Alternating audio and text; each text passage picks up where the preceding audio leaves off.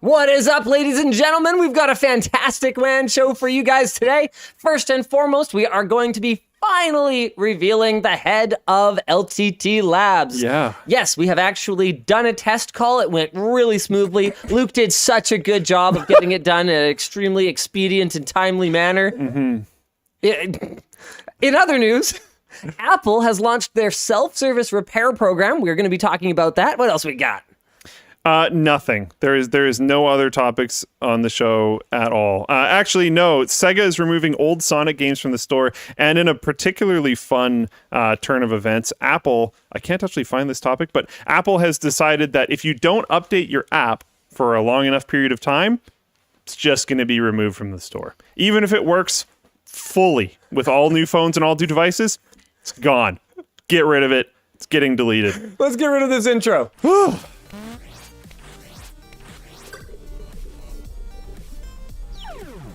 All right.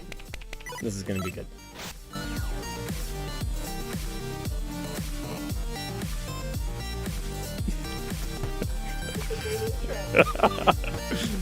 Remember when we were going to update it like every couple weeks? The show is brought to you today by Squarespace.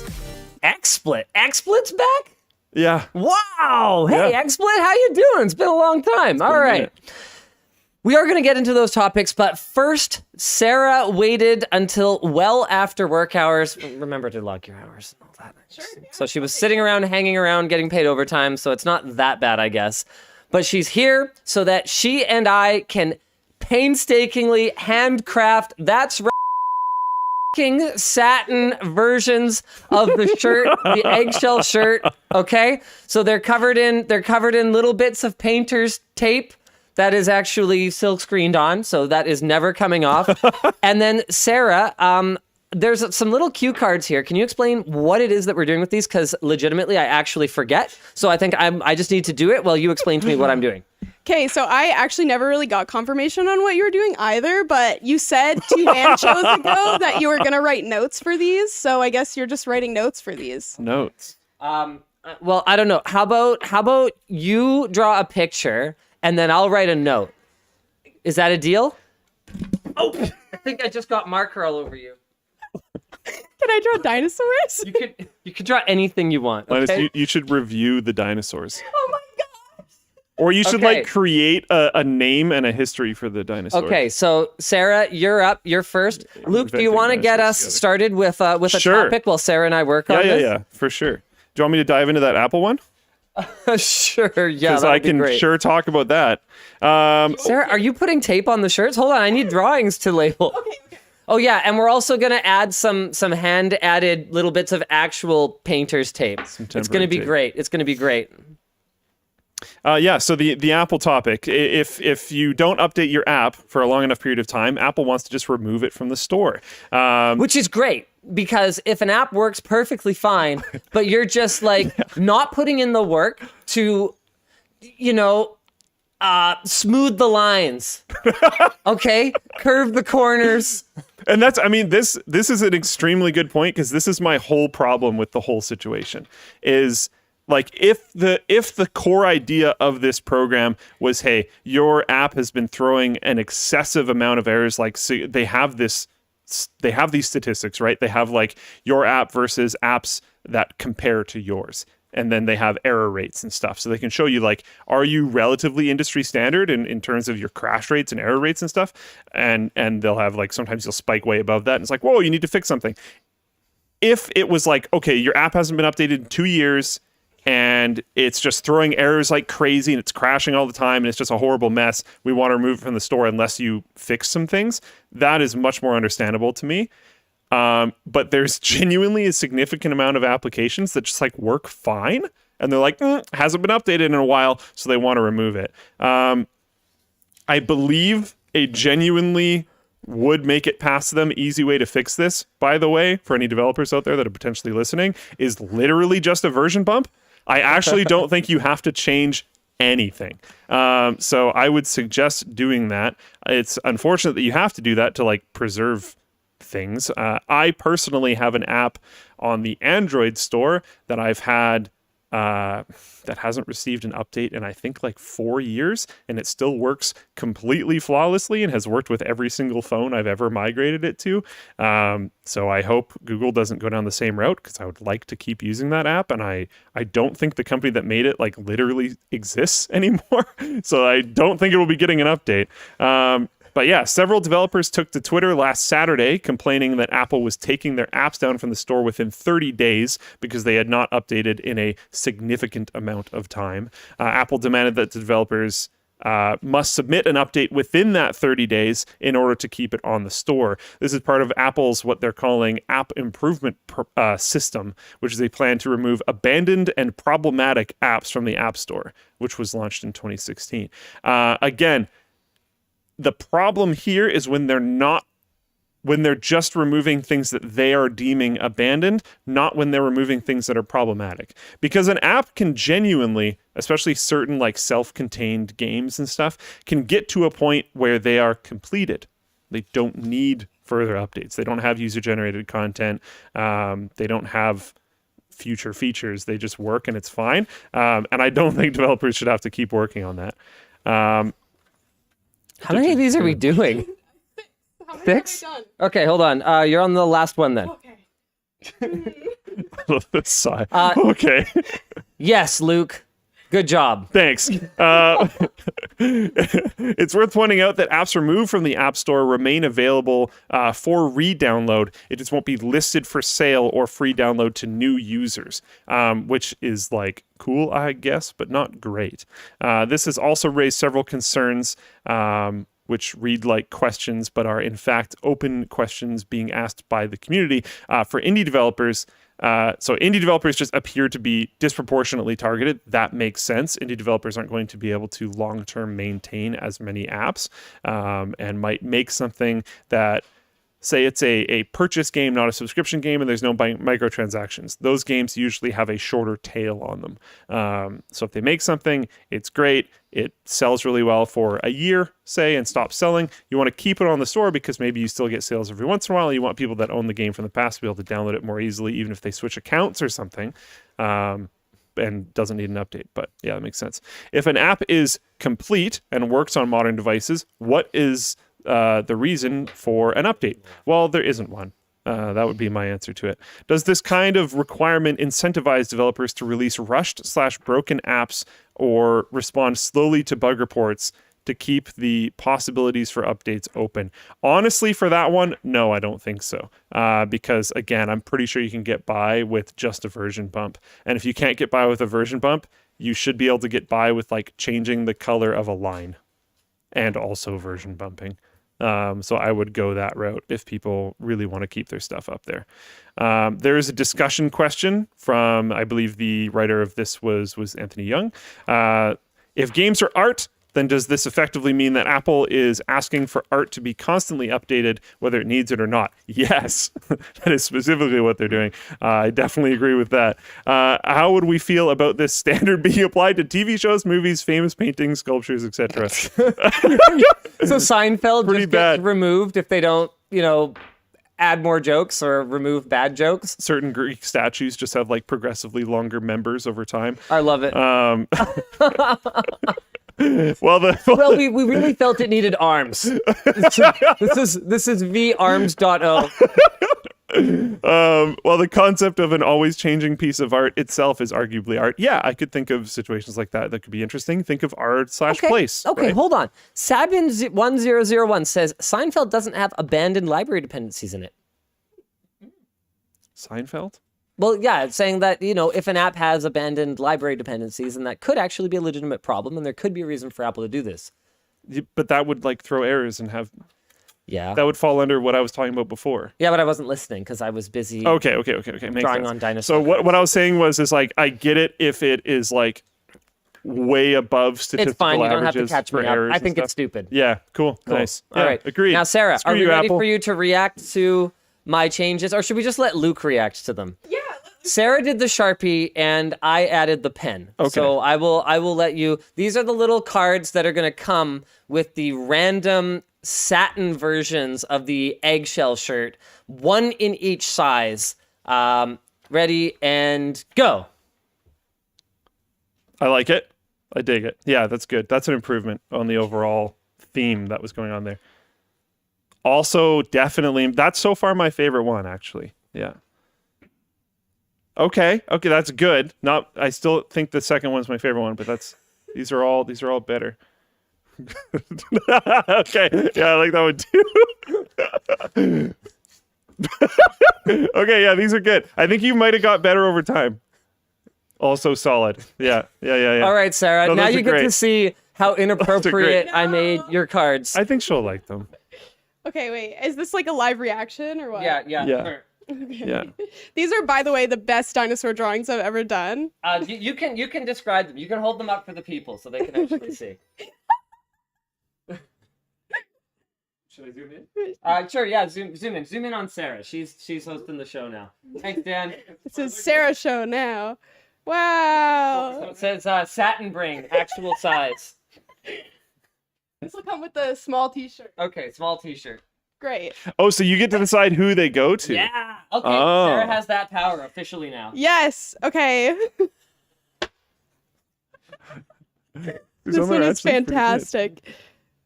Satin paint. It's it took me a while to find the swear button. I didn't move it, did I? No, I'm just slow. Usually This one is isn't good. either. I think this is my favorite drawing of all of them. But here. I added horns, and I just put Satan paint. Yeah, I was gonna say just. I thought that was Incredible. my weakest, actually. Oh, it's so cute Your though. drawing's very cute. Thank Well, the you. drawing is you. I don't.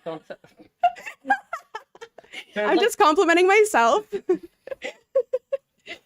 This one is good too. The pterodactyl's bringing you some eggshell paint. Says you're welcome, idiot. Oh no. This one is my favorite. That was really good. Yeah. What actually killed the dinosaurs? Yeah. Hit in the head by satin paint. Whoever gets these, you're very lucky. These are one-of-a-kind masterpieces. I forget what that one NFTs, says. if you will. But not actually. Oh, the something sauropod is doing some satin paint. Let's call it a diplodocus. And his buddy the pterosaur is like gross. Incredible. All right. Thank you for sticking around and doing this with us, Sarah. This was a lot of fun. It is entirely up to you which one goes to who. Those are one-of-a-kind masterpieces. Do you want to sign them so that whoever gets them gets an original butt? Okay, I'll just write butt on them. Yeah, that's perfect, and not in the actual script you use to sign things. Yeah. Okay, she knows. All right, let's get it framed. Thank you very much, Sarah, for coming on the show with us and participating in that, and thank you for throwing together this T-shirt design in literally an hour and a half. No, that's productivity. Yeah, good work, Sarah. Let's go. Now, every time it takes longer than an hour and a half, I'm going to be like, well, Sarah did it in an hour and a half. So that's the standard around here now. All right. Why don't we jump into the big topic for the day, which is, of course, the official announcement of the head of LTT Labs. Can I get a drum roll, please? I'm the only one drum rolling. Okay, all of you at home. You guys are doing it. I'm sure you're doing it. Okay, here we go. Are we ready to welcome to the show? Is this actually going to work? Theoretically. The one, the only. There he is. Gary Key. All right. Hey, Gary, you want to hit me with some voice noises? Please, give me some voice. I don't know if you're going to be able to hear him. I don't think I can hear him. We can't hear him. Okay, so I'll tell you what. Why don't I give you guys a brief rundown of exactly who this guy is while we get his voice working. Gary is one of the people who taught me pretty much everything that I ever learned about technology, okay? He's one of the, if I recall correctly, one of the original half a dozen or so writers at Anantech. Yeah, a lot for me too, just to throw that in there. Yep. So between Gary, Dr. Ian Cutress, Anand, I want to say, I don't remember his full name, but Raja Gill, those guys were really, in my opinion, the team that had Anantech at its peak, and this was back in the early 2000s. So Gary has been on the manufacturer side. I'll let him give you guys the full details there, but he's been on the manufacturer side for probably about, goodness gracious, I guess it's been almost 10 years now. Once we get his voice working so that I can actually hear him, that'll be great. But It should be working. it should be working. Gary, hit me. No, the stream might be able to hear it. Can they hear him? We can't hear it. I can't see Gary. You can't see him? Oh no. See him talking. Guys, we could. Oh, actually, his frame isn't letting up, so the system is not hearing him. Either. Okay, cool. So I'm gonna keep stalling Yeah, for time. keep going. Good luck. Trying to think of what categories Gary handled back in the day. Delayed by 30 seconds.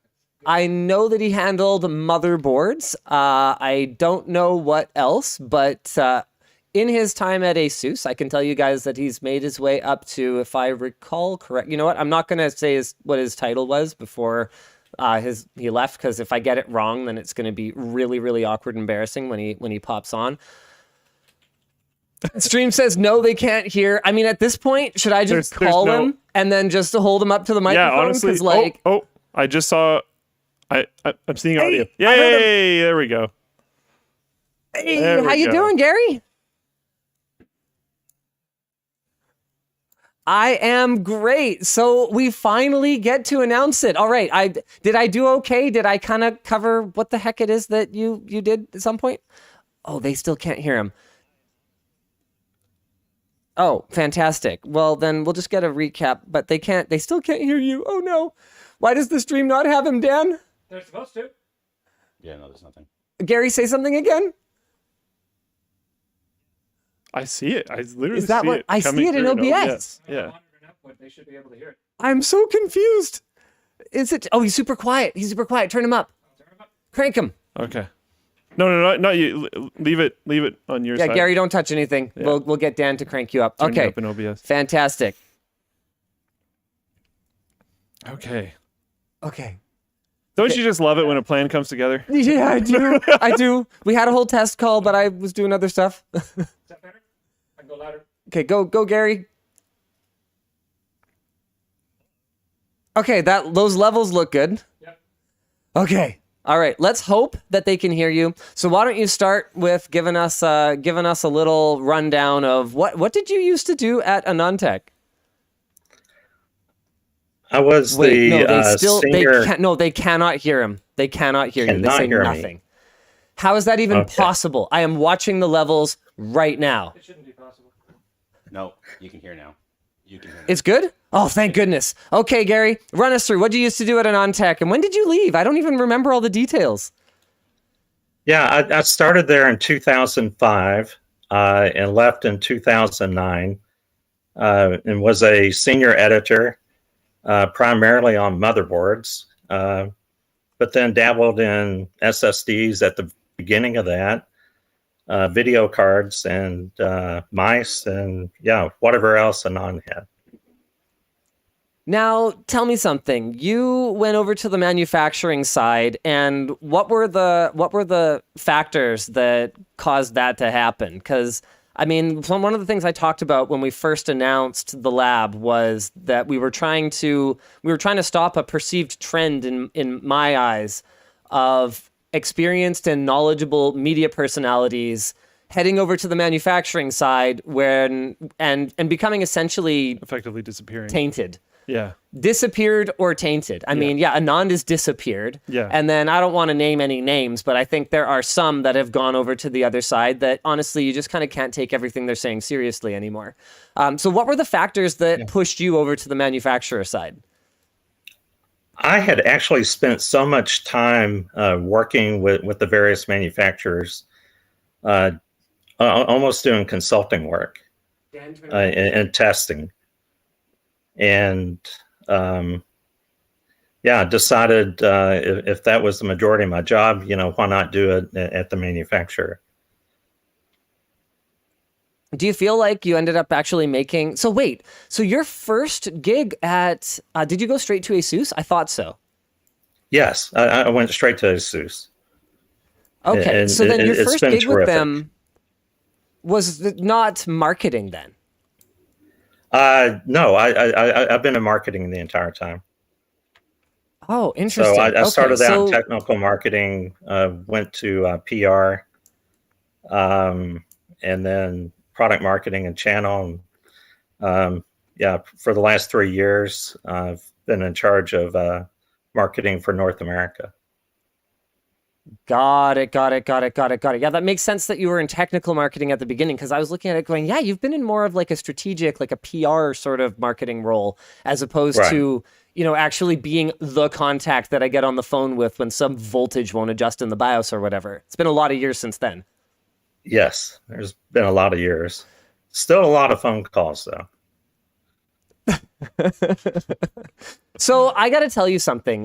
When I made that video talking about the lab, there was actually only one name that I really had in mind to run it, and it was you. Which actually, no. Now that I think of it, I think I did tell you that, which really didn't help my negotiating position when we were trying to figure this out. But I want you to talk to the people. Like, how exciting is it to come back to the media side and start covering things other than just one brand? Oh no, it's really hard for me to explain. It's very exciting. I am so pumped about doing this. It's a brilliant opportunity to expand what we're doing on the manufacturer side, but back on the media side. There's so many different products that I've wanted to get into as far as testing, also testing competing products, right? That was part of our job in technical marketing. But yeah, I'm really looking forward to this, being able to truly take a deep dive into what makes the product tick and why. And then why that's important for the consumer. So now you know that there's going to be a lot of pressure to execute here, right? I mean, one of the things with labs is that it's, you know, I think we've done a great job over the last 12 years here at Linus Media Group of lighting sparks. You know, we run around, we light fires, and then we kind of like run away. If people want to go deeper, a lot of the time our answer is, well, we can point you to more technical resources for that. But we got to make more videos. But the reality of it is, with the breadth of products that we cover, we can't go that deep in any particular category. And your job is essentially to fix that. Right. And there's something that I kind of popped this on Gary about, I guess, 2-3 hours ago. He didn't know this, but remember Lab 1 that I showed all of you guys, and including Gary, because obviously you saw the video. Man, this guy took so long to apply. I had to send so many texts. I was like, hey, I know you saw that video because I know you watch the videos. Is your resume? And he's like, I'll get it to you. I haven't made one in a long time, okay? Freaking guy. Yeah. Anywho, so Lab 1 is officially dead. It's out. It's gone. Do you know this yet? Well, we talked about it being a potential thing. I didn't know it was actually happening though. Where's that coming from? Stop. Okay, Lab 1 is done. It's out. So what I think we're going to do with that is we're going to turn it into like linked media or something like that. So Tech Linked starts doing more talk links, more tech longer. So we expand the programming for Tech Linked. Maybe we add like Game Linked on Tuesdays and Thursdays or something like that. So we're publishing 5 days a week. We build some awesome sets in there for whether it's Tech Longer or whether it's Talk Linked, so that we don't have to move things around all the time, which is one of the big reasons that we don't do those longer form discussion formats. We add a couple of people, maybe on the research side, maybe on the writing side, have a dedicated editor / shooter over there. So we turn that into kind of a satellite studio. It's no longer going to be a lab. We have a new space lined up that is going to be approximately 10 times the size. And that should give you some idea of what my expectations are in terms of building up the lab. So the way that I framed this for Gary a couple of hours ago is that I never want to hear, well, Linus, we could test this if only we had amount of space X or facility Y. Because every time I hear that, I'm going to say, then why haven't you built it yet? Or like, is it on order or whatever? So Gary, are you ready? I'm ready. Really ready. I'm This sweating is going to right be now, a but lot of I'm fun. ready. Man, it's been so long since you've been public facing. You're always so shy when I tried to get you in the videos and stuff. I know. Well, I kind of suck on video, so I'm much better. No, man, in you'll person. get used to it. You'll get used to it. You'll get used to it. This is going to be so much fun. So we've actually got one of your new charges. Gary's been helping us out with the hiring process for some of our labs candidates as we've made our way, even though we didn't have an official even employment agreement signed with them because he took forever on that too. Gary's been helping us with hiring, making sure that we're going through people's credentials and making sure we're building out a super qualified team. We've got someone really exciting who's starting on, I forget if it's Monday or Tuesday. And then what's your first day, Gary? It's in a couple of weeks. Yeah. Freaking awesome. Now I got to know. Now we're past the stuff that Gary and I have talked about already. What are you going to do on your first day? My first day? Jeez. Very good question. Have a little cry? No, I'll probably do donuts in the parking lot. Wouldn't even surprise me. So, okay, is it a secret, the other media vertical that you have participated in the past? Because my understanding is you kind of have done some ghostwriting, but I don't know if you've actually disclosed for what and about what. And don't feel pressure to disclose it if you don't want to. That's fine. No, we'll keep that secret. We're going to keep that secret. Okay. Well, I'll say this much. Gary, tech is not Gary's only passion. Okay. Right. And that could actually be a really good thing for Linus Media Group moving forward as well. So, man, you're going to have a lot of stuff to do. Yeah. How big do you imagine your team? I really do. How big's your team going to be after 18 months? Like, these are important questions. Have you given this any thought? Could you repeat that? I'm sorry. How big's your team going to be after 18 months? Yeah, I thought that's what you asked. I'm envisioning probably 9 to 11. 9 to 11? Okay. 9 to 11. My expectation is somewhere in the neighborhood of like 14 to 18. So we're sort of talking the same language. But the thing is that, man, as we get deeper and deeper into all these different verticals, I'm realizing that, you know, even something like, okay, here's what we were working on. Here's the reason that the show was late today. I wanted to mod my old Game Gear to put a better screen on it. And it turns out that this is a king rabbit hole. There are so many different revisions of the Game Gear hardware over the years. There are so many different board layouts for the different revisions. There are so many interesting little quirks that you might discover. So even though we found out that we had what's this one? This is a single SoC whatever. Dual ASIC. No, the original one. This one's single ASIC, isn't it? Oh yeah, the VA2. Yeah, so we have so this is a VA5, I thought.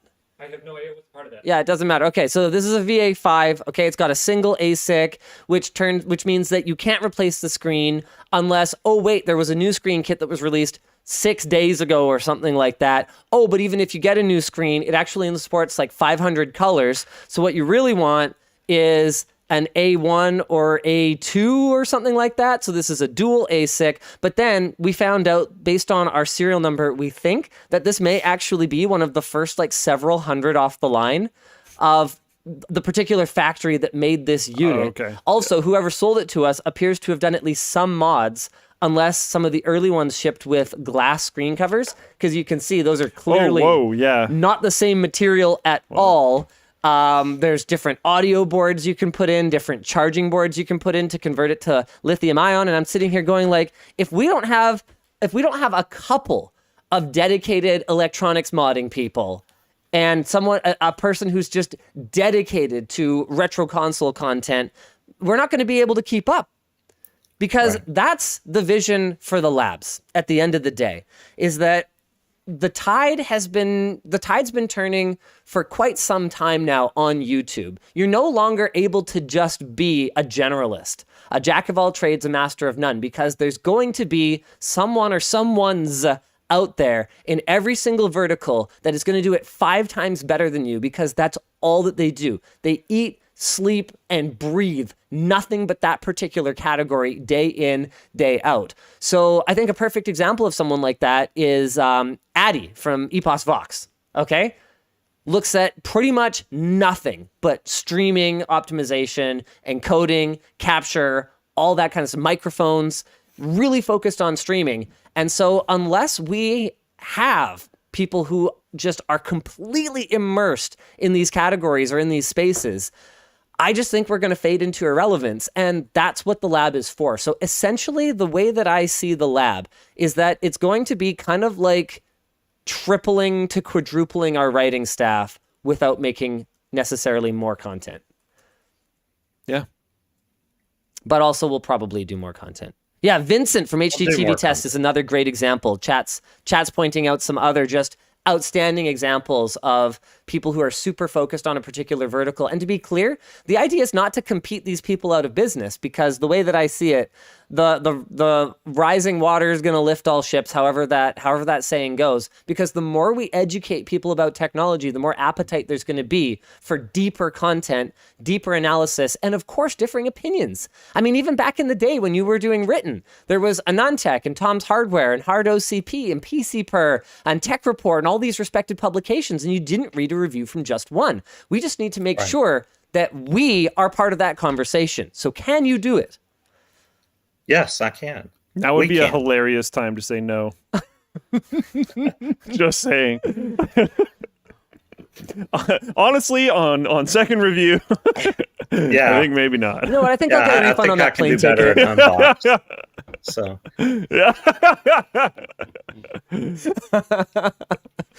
yeah, so I'm excited. I mean, one of the great things that I liked so much about bringing Gary in is he doesn't only have the technical expertise and really the hunger to learn more and get deeper into this stuff, but he has the people management expertise, because the reality of it is that I need to be focused on making the content entertaining, on keeping Linus Media Group running like a well-oiled machine. So he wasn't cheap. Gary, you weren't cheap. So he wasn't cheap, but the idea is that Gary's going to come in and basically, I don't have to think about it. When I get numbers or when I get a report from labs, or if Alex is sitting on set for Short Circuit working on an unboxing of some laptop, whatever is on that page is bulletproof. Can we do it? Yeah. Our goal is not to be questioned. Simple as that. Well, I'm excited. Yeah, I am too. In fact, I need to get to the airport so I can find a place to live. Yeah, so how's that Vancouver housing market treating you? Oh, just like it is in San Jose. It's a bit rough. All right. Well, hey, you know what? Thank you very much for joining us on the show. I'm super glad that we were able to bring you on. Sorry, guys, there's a really long delay on the call with Gary, so maybe we'll have him come in person once he's here, and we'll have a chat. Yes. Maybe after the first month or so, we can talk about what's going well, what's going not as well, what positions we want to hire, what we can do to make it to make this whole thing go better. I mean, really, the reality of it is, it shouldn't come down to budget. As long as we're finding the right people, we want to make sure that we are attracting the right talent. So guys, for those out there who know, I know a lot of you, no offense, Gary, are going to have no idea who Gary is, because he has spent the last 10 years behind the scenes. Yeah. He's not a limelight seeker, and you know what? That's cool. But for the people in the know, I think that this sends a message that we are serious about this. And if you weren't sure if we were serious about this and you've held off on applying, then it's time to get your resume over here, because whether it's displays, whether it's GPUs, CPUs, whether it's consumer electronics, we have to do, and we're going to need a lot of experts. And if you feel like you can help us take things to the next level, then we really need your paperwork. All right. Thanks, Gary. Drive safe. Thank you. Take care. See you later. All right. Bye. Bye. Bye. Just as a note for troubleshooting in the future, apparently there was no delay for the stream. It was just for our monitoring. Oh, got it. Interesting. Yeah. Okay, cool. Okay. All right. Okay. Back to your regularly scheduled programming. Yeah. Are we supposed to do any LTT store stuff? Oh, whoa. No way. Okay. Yeah, this is big news for LTT store. Oh? Yeah, let's get my screen up here. It's finally back. For over a year, we have not been able to get heathered aqua blanks from American Apparel in the volumes that we need across all sizing that we need for the Constellations t-shirt. Remember the Constellations shirt? Well, guess what, ladies and gentlemen? It is finally freaking back, and not only is it back, but it is back in our own blanks. So these are the new LTT store, creator warehouse, whatever you want to call them. These are our blanks. These are the same ones that went out on the privateer shirt. I don't actually know if they went out on the eggshell one. I'm not sure. There's still a little bit of overlap on black shirts in terms of what's American Apparel and what's the new ones. But Constellations will absolutely be new. And check this out. There's a long sleeve. That's actually so cool. I like the long sleeves. I've always liked long sleeve shirts. But also, Constellations in long sleeve just kind of makes sense to me. Mm-hmm. So we are working on a Constellations V2, but because Constellations V1 has been in such demand, and we've had people message us so many times, hey, that shirt, I love that shirt, why can't I buy that shirt? We are doing one more run of Constellations 1. They're going to take about 2 to 3 weeks to print. All of these are going to be print to order, and your entire order will be shipped together. So if you order more items than just the shirt, it's all going to ship at once the shirt is ready.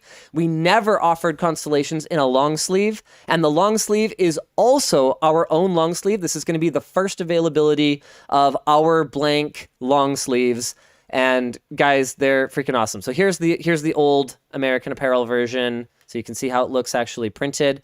I doubt the logo on the back will be orange. We don't really do that anymore. I suspect the logo will be some other color, maybe white or something like that. But don't quote me on that. Don't quote me on that. So Constellations is this design. If you guys want to get your hands on an LTT long sleeve, this is going to be the first possible availability of it. All right, let's get on with the show, shall we?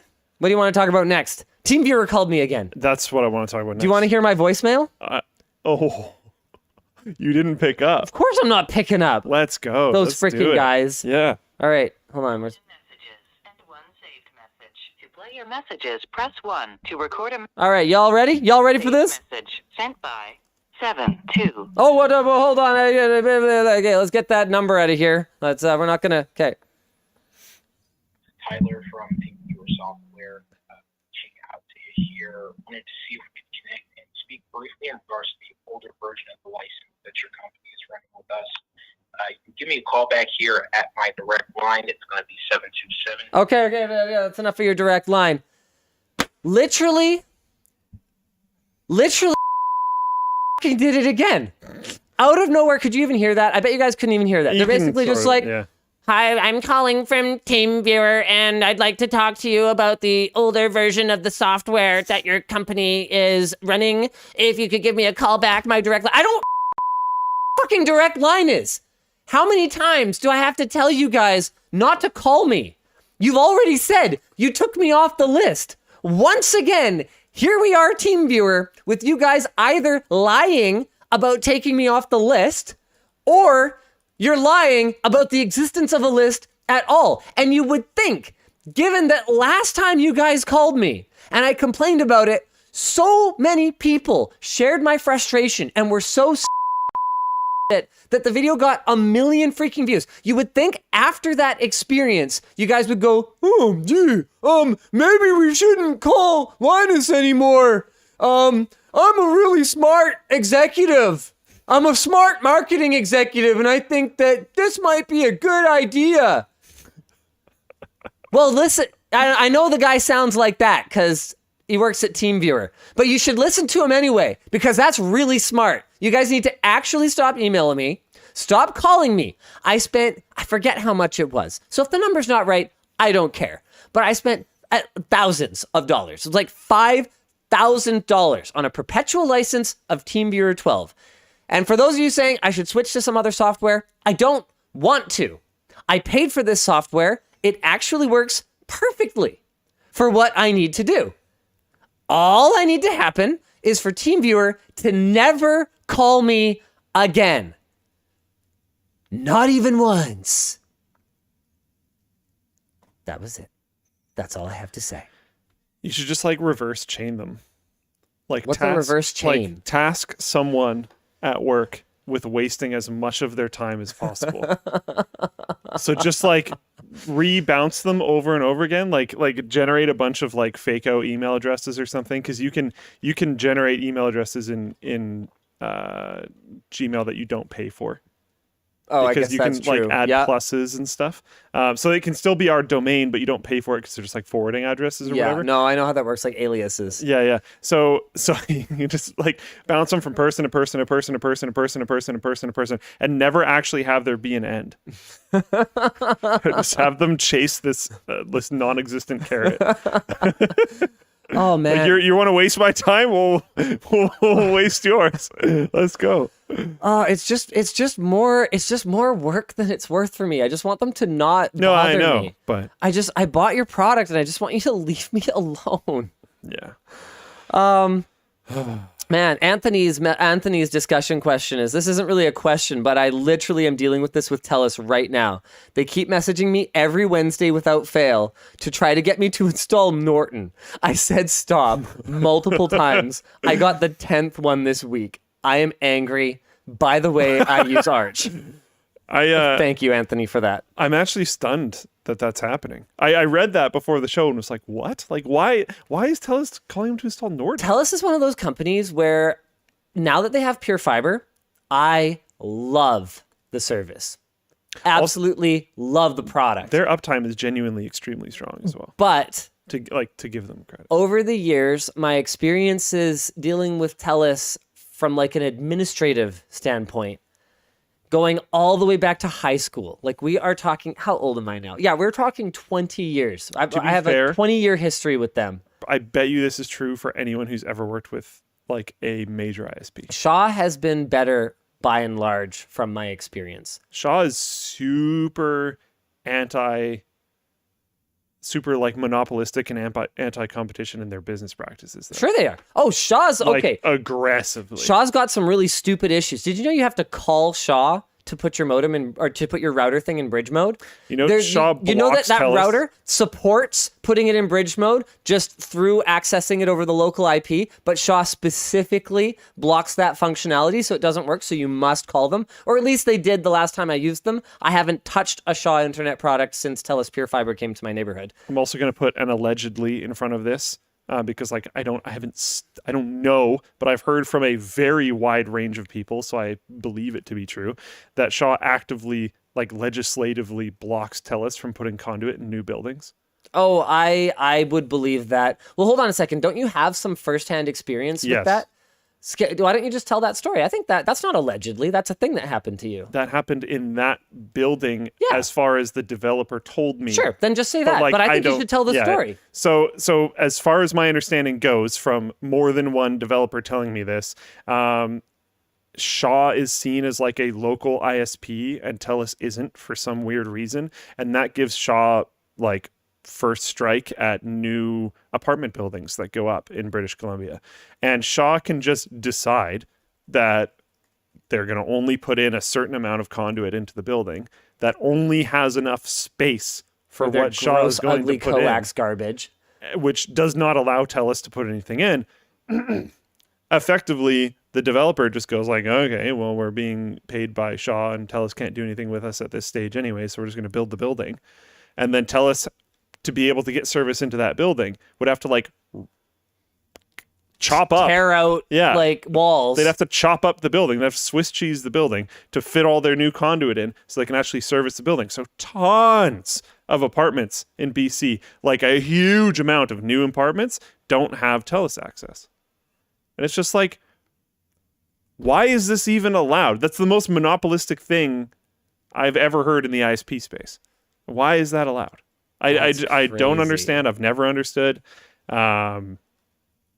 Yeah, like someone in Floatplane chat said it's BS. It sounds like local monopolies. It absolutely is. You're buying into an apartment building is buying into an ISP at this point, which is nuts. Which was actually a deciding factor for Luke when he was shopping for his place. He was like, Shaw's fiber isn't fiber. Oh boy! Oh, we got Luke with the spicy take now. It's not. Okay, they go fiber to the node. They advertise it as fiber. It's so frustrating. They go fiber to the node. They go copper to your place. TELUS goes fiber to your place. Yes. I prefer TELUS right now because they're not just like FTTH, baby, blatantly lying to fiber everyone. to the home. Yeah, like that's so much better. Why are you? Oh my goodness. I have 2.5 gig now. Oh, we have fiber because we go fiber to the node. Yeah, you've been doing that forever. Yeah, fiber to the node. How else were you going to get internet service to the node? Like what were you going to do? Send smoke signals to the node? Like, you got fiber optic internet's been a thing for decades. Yeah, it's so frustrating. How else were you going to cover that distance? It's honestly pathetic. Step your game up. Because like we used to be a like Shaw house. My parents' house had access to both. Yep. And I like my brother and I like sat our parents down one time and we were like, we got to switch to Shaw. Shaw's the way to go.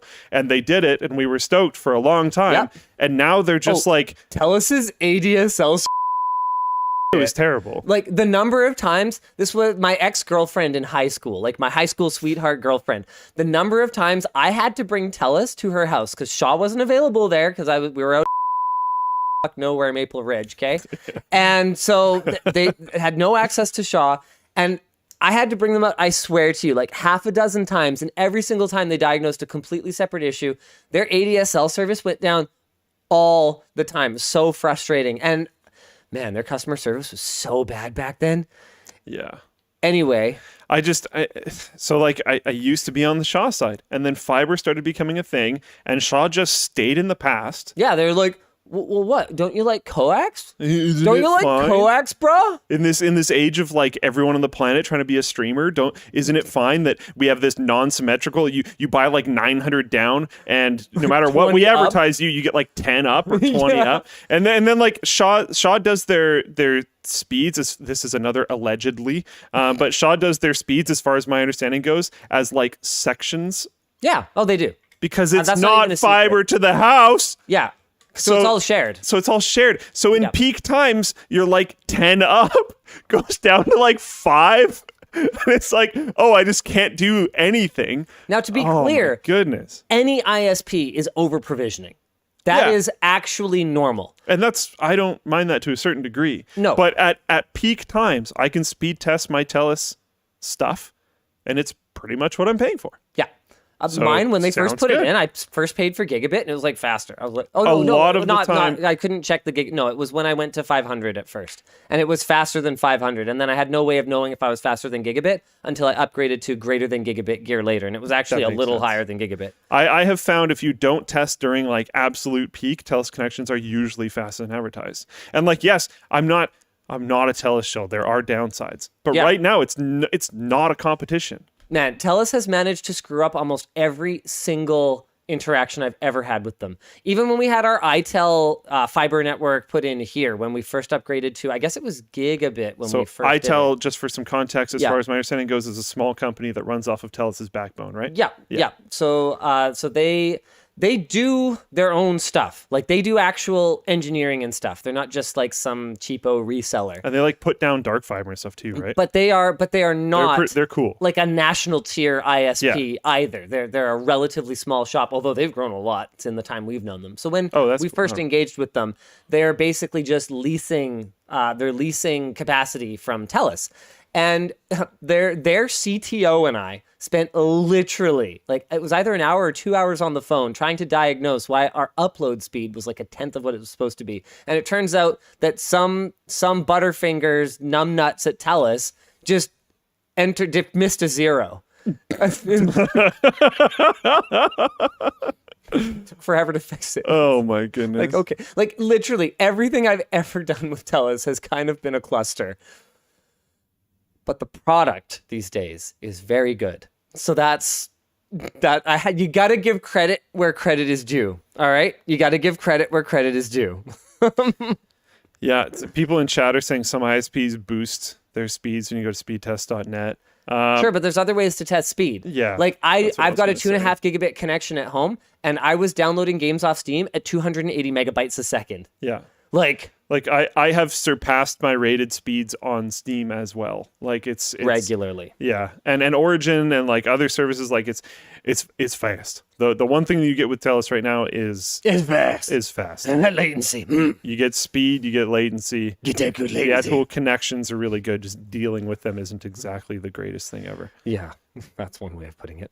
Yeah. Speaking of dealing with them not being the greatest thing ever, why don't we talk about Apple's launch of their self-service repair program? American Apple customers can now take advantage of Apple's self-service repair program to fix their mobile devices by going to this completely generic-looking website. That's right, my friends. You too can go to selfservicerepair.com. This is actually Apple? I know, right? Apparently, it's run by a third-party company.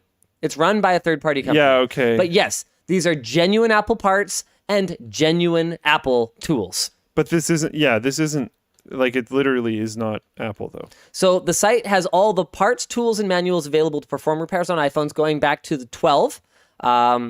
Jonathan Horst editorializes, not handy, as 11 and older are the models that will be needing repair right now. That's a very fair criticism. Yep. And so far, one can repair... Man, are we converting Horst to, like, not an Apple, just, like, lover? I feel like Horst's takes on apples have gotten more and more cynical the longer he's been here. Oh boy. Love you, Jonathan. You do a great job over on Mac Address. I try not, honestly, I try to have nothing to do with the editorial direction over there. I think just being around here, I'll pop by his desk. Stupid. He'll be like, oh, why do you say? I'm like, well, I don't know, this, and this. Like, oh, okay, yeah, I can try and integrate. No. Just do your thing. Do your thing. Yeah. Do your thing. Anyway, so far, one can repair the battery, bottom speaker, rear camera, display, Taptic engine, and SIM tray. Okay. It's thorough, but not easy looking. Users are to play Apple Repair Genius for a day. Oh, okay. For example, repairing anything requires using the heated display removal fixture and the display press. Oh, I see. So they give you guides and tools and everything, but only to do it the like official way, not necessarily the cheap and or efficient way. So people in chat are saying that they charge you the same price that you would pay at the Genius Bar. Well, that's the problem. Is these tools are available for purchase for $256 and $216 respectively. So this is the heated display removal fixture and the display press. But repairers can rent the entire kit for a week for $49. The issue is that the economics are sort of difficult to justify. So on an iPhone 12 display, a screw kit costs $268, while going to the Apple Store costs $279. So you literally save $10 to do it yourself. However, if you send back your parts, you do get a discount of $33.60 for a display. So for $40 of savings, you get to do it yourself. When honestly, for OEM grade parts, like you could definitely do this for a lot cheaper than that. Okay. Our discussion questions are, what are you most happy to see with this program? I'm most happy that the program exists at all. Because now the first, okay, let's say we're trying to move a really big rock, I'm not. That's my hot take. You're not. Well, can Nope. Because I feel like this is going to be their, look, we did it move, and they will not improve. Okay. That's my concern. I think the bigger picture, no offense. Wow. I think the bigger picture is we know that right to repair has a long way to go. And if nothing else, this is that first little bit of movement of the rock. Is it good enough? No. No. I believe it will improve over time just by merit of them not removing access to iPhone 12 stuff when the 14 and 15, 16, 17 launch. Like, I feel like, I hope, like, I mean, we'll see. the back catalog of parts will expand just by nature of new things coming out and not see. removing access to that stuff. That would be really awful. I think throwing it under one of the worst websites I've seen in like a decade, and under a third party really doesn't help a lot of adoption. Luke, like baby steps. if you land on Spot's website here, and do you want me the to throw it to you? sure, Yeah. the little logo in the corner, and if you see that the logo is literally just plain text, like if I land on this website, I'm leaving immediately because I'm concerned about the security of my computer. Like I'm not buying something through this thinking that it's actually official. It's clear that Apple could have made this official, but decided not to. Yes. Now, that's not to say that working through a third party is necessarily bad. We praised Valve for working through third parties like iFixit on the Steam Deck, like right to repair initiative. So making parts available to end users. But the reason we did that is, well, they partnered with someone reputable. They partnered with more than one partner. And I mean, is that okay? Do we need to give reasons other than that? No, I mean, like and I'm not trying to good. dog on small companies by any means. It's just this website literally looks like a scam. Like Apple would have made it look more Apple. And an Apple customer, I think, is going to want it to look a little more Apple. But can I come back to my point? Where there's no about if this. Apple is doing this, okay, maybe it becomes the industry norm to do at least this.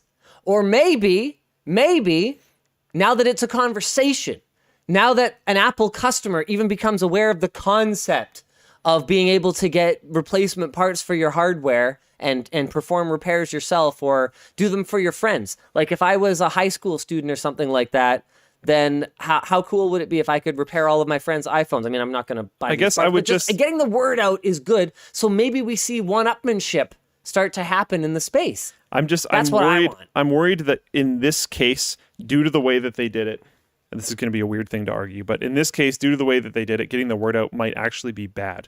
I know that sounds nuts, but my argument for that is the pricing is so bad. The pricing is so egregiously bad. The website that it lands you on is so sketchy looking. There's no about us. You can't figure out who these people even are. I'm on your screen now. Yeah, you look at the bottom. Contact us is just like the most basic. It's not even loading now. There we go. Contact us is just like open a chat and here's a random phone number. There's no about us. There's nothing. Like, who are these people? I don't want to like send them a huge amount of money. That's one of the first things that I do when I go to a website is check about us and find out where they're located and then cross-reference that with like some kind of geographical resource like Google Maps. Make sure they're actually Who are real. you? Yeah. What's your building look like? Yeah. And then, so pricing is super bad and it looks super sketchy. So to me, getting the word out this way feels like they're actually turning people off and pushing them into a defeatist mentality where they're like, I have to get it repaired by Apple. There is no other solution because this is the solution that is being exposed to me in the easiest way possible, and it's trash. That's my argument. I can't argue that, but I just would like to feel better about this.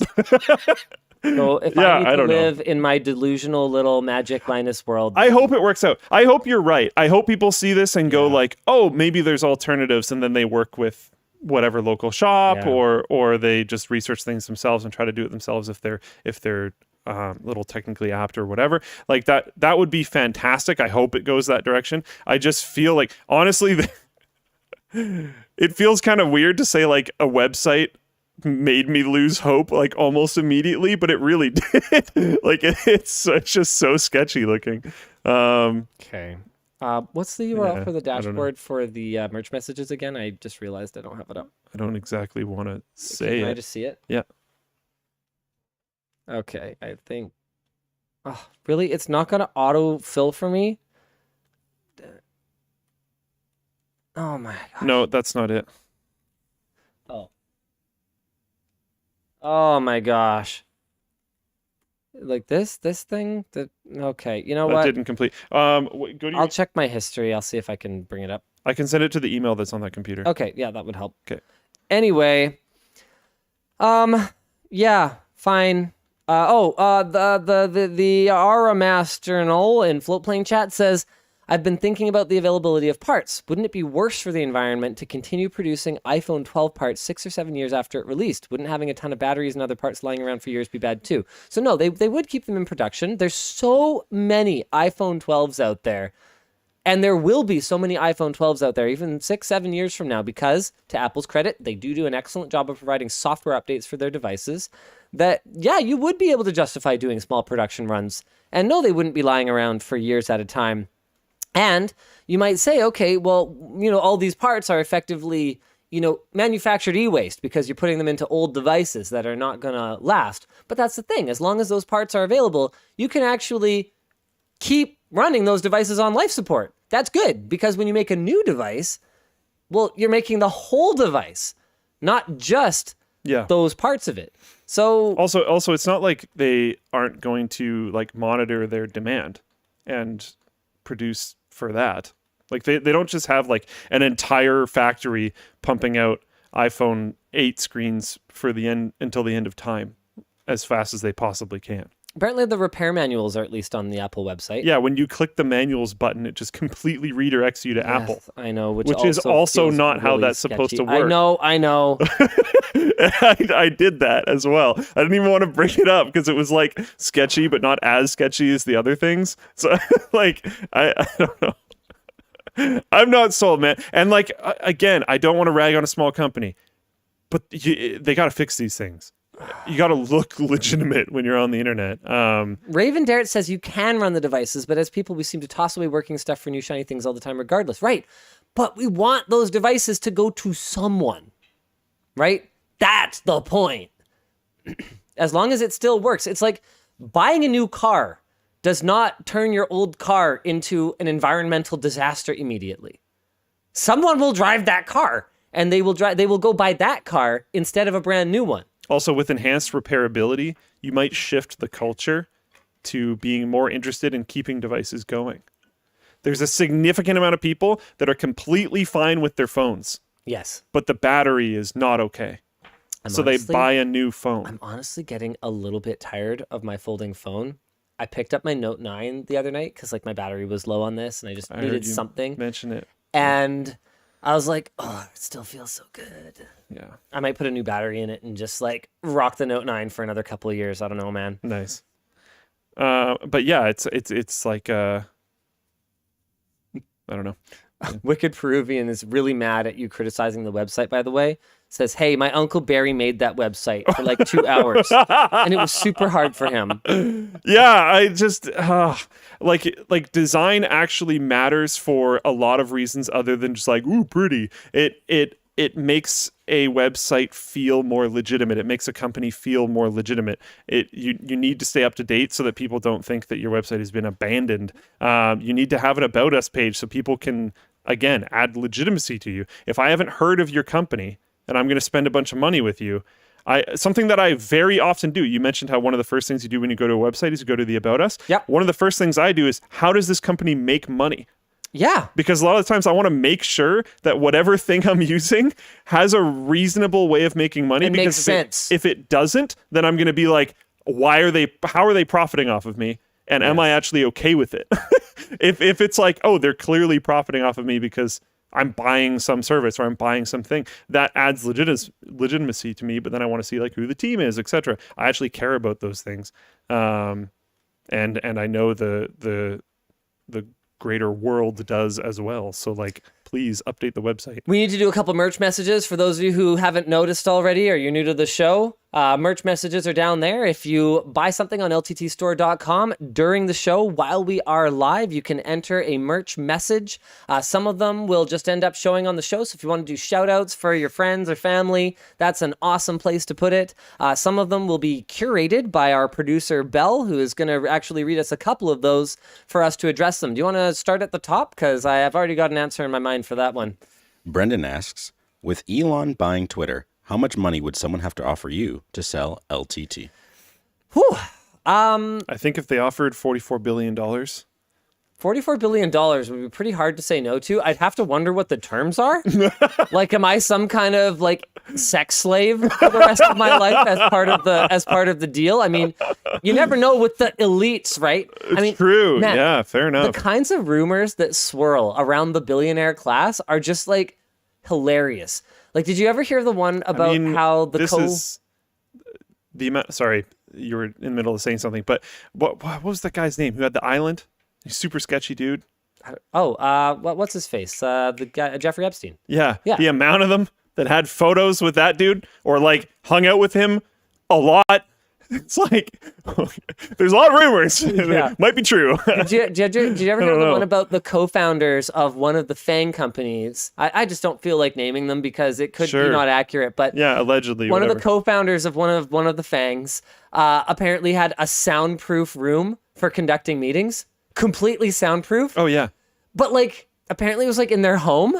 Oh. And I'm sitting here going, what do you need that for? I don't know if I mentioned this on WAN, but there's a I struggle to say confirmed. Allegedly, there's a couple people that were founders of one kind of fangy company, and a single person who was a founder of another company that isn't technically included in Fang, but it would be that had an apartment that was completely sound blocked off, that they would go to on a private elevator up to that apartment. It's completely soundproofed. There's a chef that has a different entry that goes to a kitchen. They leave food in like a certain area that is completely blocked off. They have no access from the kitchen into the rest of the apartment.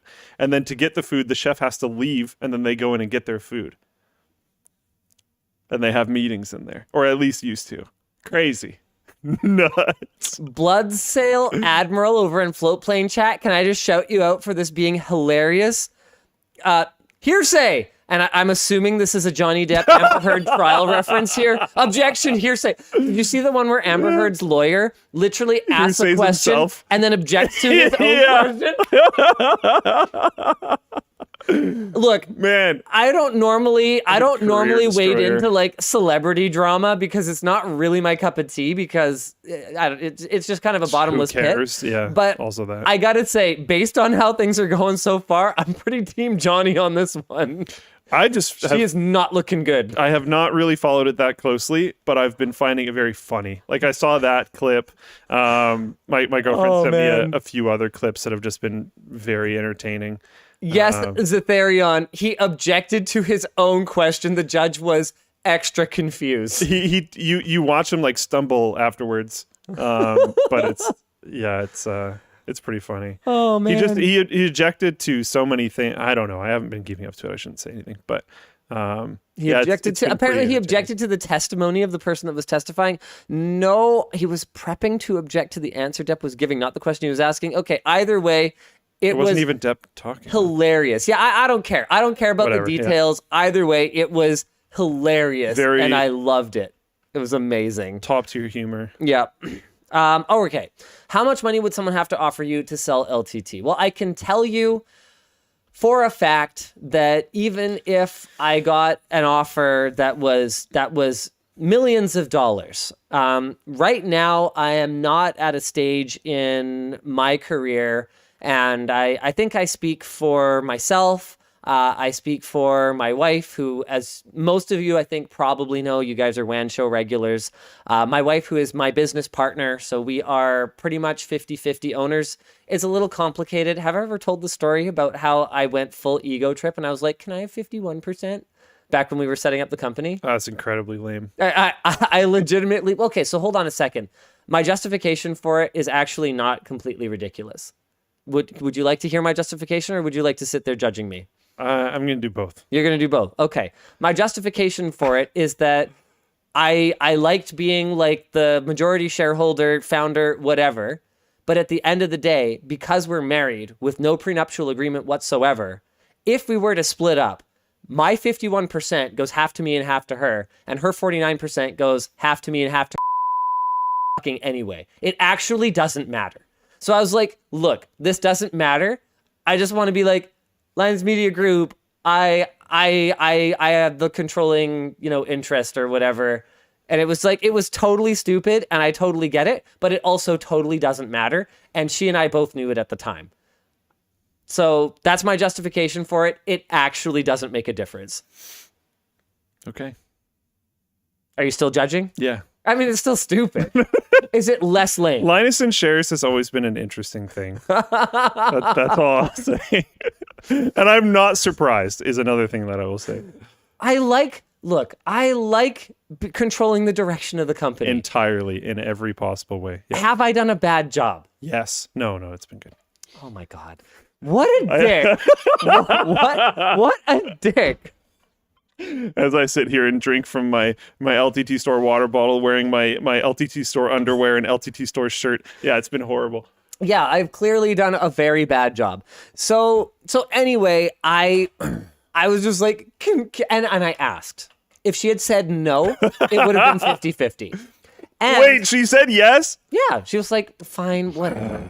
I mean, well, she let me call it Linus Media Group too. Yeah. I was open to other ideas. True. I kind of want to change it. You know what? And in fairness to me, I recently offered to do another 9 years the other way around. I was like, tell you what, how about we do the paperwork? I want you to feel like we were having a conversation where like she felt like I was overriding something. And I was like, look, no, I don't want you to feel like that. Yes, I have my convictions and I have my opinions and there's a way that I feel we should do it, but it's not that I'm not listening or it's not that we can't do it your way. I tend to be a very passionate arguer. That's all. True. Fair enough. You've also traditionally, and you've gotten a lot better specifically with Yvonne lately. And it seems like she's appreciating it, which is cool. But you've also had maybe some tendencies to not exactly share the credit. Yes, that's fair. Or accolades for things in the past. I tend to speak in the singular. Yvonne has, yes. In fairness again, to me, Yvonne has, oh boy, she's going to watch this. Yvonne has made her own bed to an extent when it comes to how public facing she is. There have that does not countless that opportunities. Is not an excuse. That does not count. Countless opportunities. No. Just like with those, you're wrong. So with what? I'm wrong with these? Yes. When you said like that's not a fair question to ask or whatever in the pre-show. Oh. I ended up being right-ish. So she decided to take that stance, and then things that she did were claimed as actions from you. Well, what? Whoa, hold on. What did I take credit for? I'm not going to be able to give good examples of this. I'm talking about over the last 10 years, and this is something that she has approached you about. Oh, well, here's an accusation, but I'm afraid. Objection. Okay. Hearsay. Okay, that would be fair, and it would stand up in court. You get that. But this is a thing. Objection, hearsay. And again, from a legal standpoint, I'm winning this argument. You are. And I did say, however, that it has gotten better recently.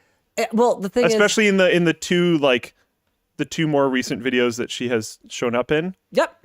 There's been a lot more like credit she has expressed more desire to fair enough, to play a more public role. Yeah. And honestly, like I think part of it is that she just didn't have the energy to play a public role for a long time. Fair enough. Like you got to understand, the thing is that Yvonne's biggest contribution to Linus Media Group was actually made working at a different company than Linus Media Group, because without Yvonne's seed capital, like financial support arm, Linus Media Group does not exist. Yeah. It never makes it to this stage. And then without her ongoing financial guidance, it never hits that hockey stick moment where it takes off. And all of that is stuff that takes place inherently kind of behind the scenes, especially when you're so busy working on that stuff that you don't have time to go say, I don't know, start a cupcake decorating channel as an offshoot that we promote to try to build our female audience, or all the legitimate business cases that we could make for Yvonne taking a more front and center role. It's also not something that she's always been the most comfortable with. I mean, sometimes, and hasn't always loved being on camera. Sorry? Hasn't always loved being on camera. No, and sometimes, if I had to pick my wife's biggest flaw, it's insecurity. Literally, her biggest flaw is not realizing how awesome she is. which I think is not going to land me on the couch, but that's not why I chose it. That's actually true. And it's something that I've been chasing her about pretty much since the day we met, because especially when we met, boy, was I ever punching up. Like, she settled, man. she like, and you know this isn't a dig. It's very true. I'm just Like, going to say, guys out there, find an insecure chick, because she's going to Wow. be so much better than you would have done that's otherwise. Not a great No, take. Yikes. I'm obviously kidding. I'm just saying. But in all seriousness, I was, in my opinion, clearly punching up. And Yeah. over the years, Yeah. it's been something that she struggled with, is she hasn't realized, like, how one of my favorite songs, okay, one of the songs that reminds me of her most is One Direction's You Don't Know You're Beautiful. Because she just, like, has no idea. I'll be like, yeah, you did great. And she'll be like, oh, I could have fixed this 100 things. I'm like, yeah, you could have, but you did great. Like, I know, who cares? especially, I heard about this, especially more early on. It might still be a thing, I don't know. But I know she was very self-conscious about her work here as well. Oh, I know. And it's Oh, like, man. actually, you're kicking bleep button butt. I don't know where it is, but Here. ass. Oh, you can say ass. I think it's fine. Ass I is don't know. probably fine. Whatever, sounds good. But like, it's just, but it was. I feel like it was very hard for her to see that. Yep. And I think that's, like, I don't know what necessarily changed, but something changed there where she wanted more recognition, and I feel like maybe it was her seeing that. Maybe. And then being like, now I want the accolades, which is cool because she deserves them. I mean, it's, to be clear, guys, this is something that I have talked to Yvonne about extensively over the years. This is not something that's going to be some kind of a surprise for her. We have an extremely open, I don't want to say an extremely open relationship. That is Almost. We were so close. I was watching that train go at that wall. it didn't quite hit the wall. Got a little off the rails. We have a policy of extremely open communication There we in go. our Nice. relationship, because we Yeah. wouldn't have made it this far without it. And there are times when, honestly, she will just tell me, yeah, this is something that I could take more of a front-facing role on, but honestly, I just don't feel like talking to people right now. Why don't you announce it, or why don't you say it, or I like the way you say it. Just And I go. will say, in the credit to both of you, as well as someone who's literally lived with you for an extended period of time, conflict resolution seems quite strong. Oh, well, thank you. Yeah, Luke has probably overheard far more than really I realized at the time, and I'm comfortable with. Our walls are not as thick as I think we assumed. Yeah, not so much. That's okay though. Yeah, but what we really do live by principles like never go to bed angry. Yeah. Even if it means we're up till 4 a.m, like you just can't. Anyway, the point is not to get into like relationship tips or whatever. The point is How do we that even get to this topic? yes, I have not given enough credit to her over the years. It has always been my instinct. I mean, I think it's okay. Oh boy, here we go. More hot takes. I do find it takes a certain type to get into a social media role. You have to be an attention seeker to a degree. There are exceptions, but you have to at least enjoy whatever type of spotlight it is that you end up taking for yourself, whether it's a more behind the scenes kind of spotlight like a CGP Grey, whether you like having people, whether you like just sharing and educating, you're still in a spotlight, even if it's like a necessary evil kind of spotlight. Yeah, So you might have hate to- it. I mean, we've seen this by people who like become internet famous by accident, basically. Yeah, but you have to at least be able then to don't want it. tolerate it. You have to have a certain amount of charisma, right? And that's not something that comes naturally to everyone. I forget why I started this sentence, so it doesn't really matter. We're talking about how much money it would take to sell it. Oh, right. Yeah, how much money it would take. I have another thing if you're still thinking about it. No, I'm ready. Okay. Okay, but hit me. So I often have to reference what Floatplane does by trying to reference all of the companies. because at this point we do a certain amount of thing for all of the companies, and Yeah. especially with the hiring and expansion that Yeah. we're doing, we're going to be doing even more of that, which is great. But saying all of the companies, or like the greater companies, or the companies under the numbered umbrella or whatever, is getting really annoying. Yeah, we do kind of need a name for our umbrella organization, and and it should be something different.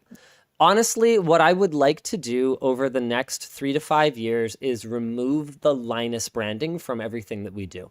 I would like Linus Tech Tips to become LTT, and I slip up sometimes, but I'm trying to get in the habit of only referring to it as LTT. Like sometimes in a video, it'll be like, "Are we going to do this halfway?" No. This is Linus Tech Tips, baby. And so I want to be like, no, this is LTT. Like I want to shift that branding. I mean, we've already been doing it on the merch for years now. We almost never print Linus on anything because it's just time to move away from it. There's so many more people here. It's group. It's not Linus anymore, right? When the Linus Media Group thing. Oh, call it group. I'm not calling it group. It sounds like fish, like grouper group or something. I don't know. Anyway, the point is, no, we're not calling it Umbrella Corp. That's very funny though. So I want to move Linus Tech Tips away. I want Linus Media Group to become a brand that we sort of phase out.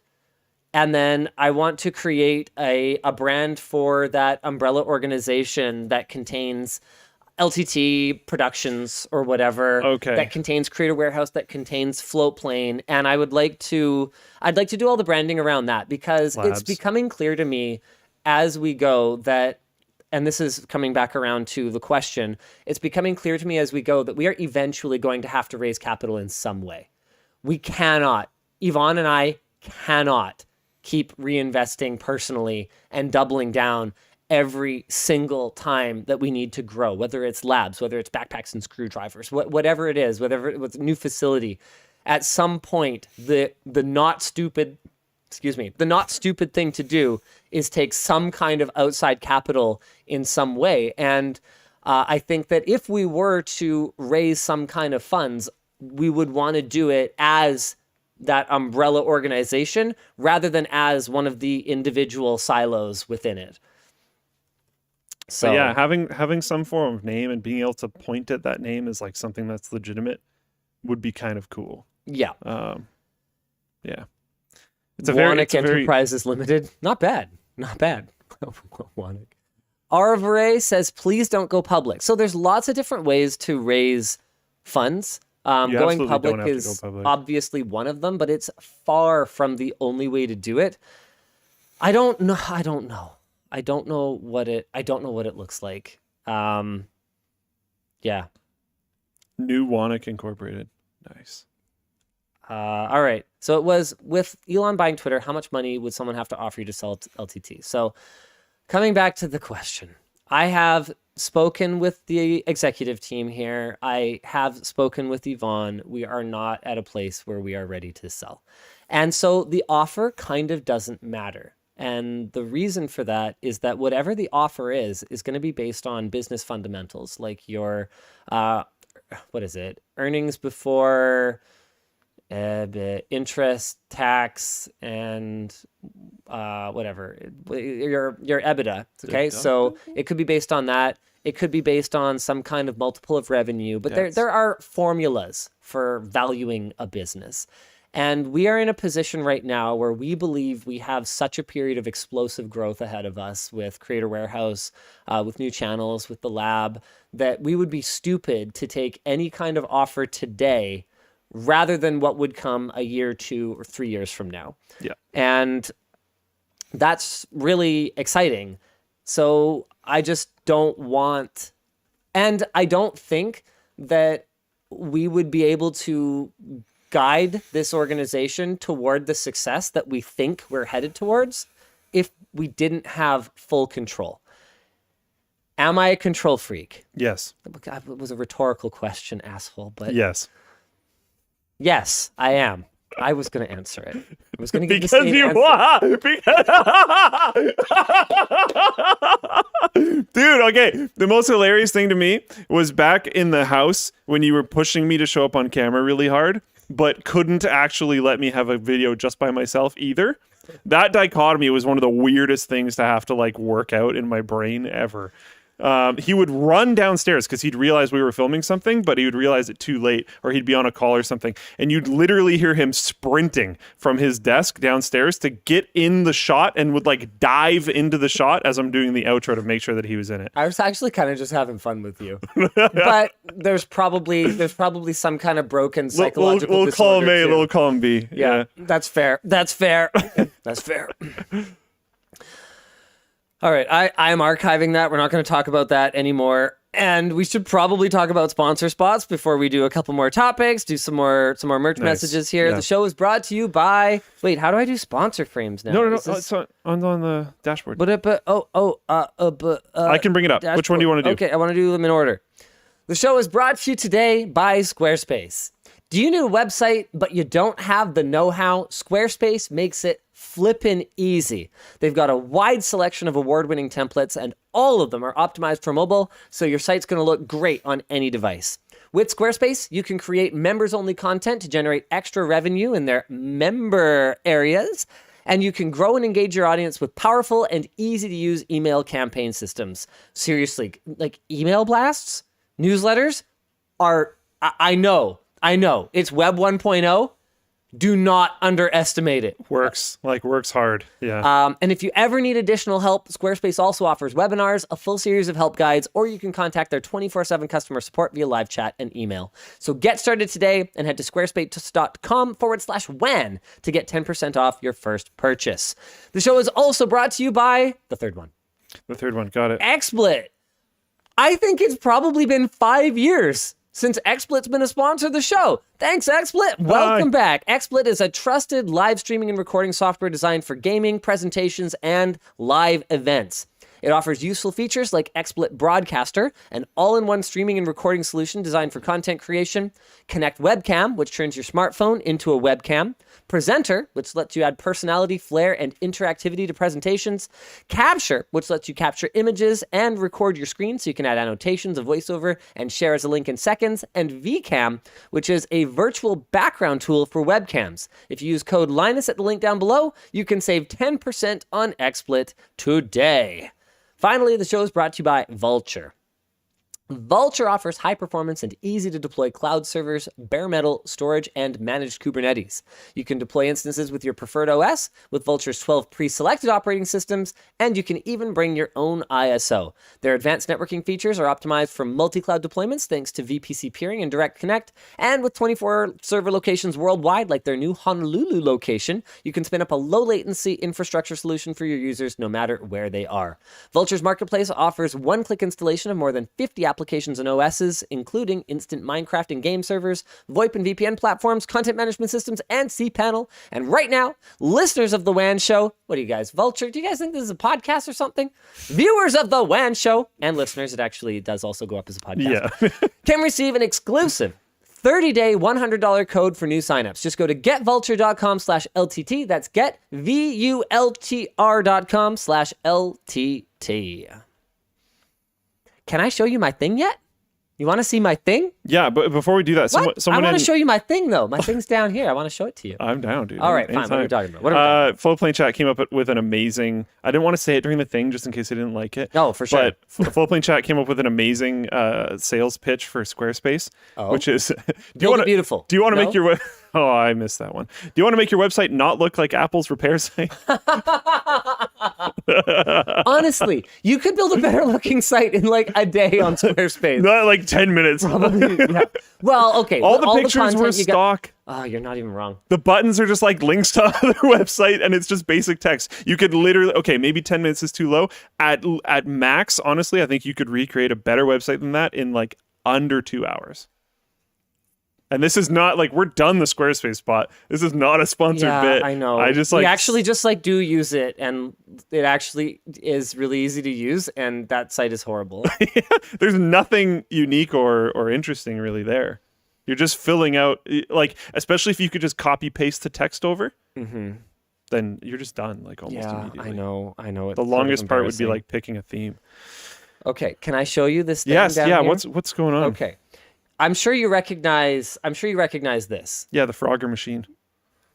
enough. It's a reference to the pre-show. Sorry. Sarah and I ended up in an argument over whether Frogger was available on Game Gear and whether her assuming that it was her trolling me, which it turned out it wasn't. It turned out that the system does not have Frogger, but it turns out that all the engineering was actually done. It was just never released. You can get it as a ROM. So her assuming that was not her trolling me. That's where we ended up.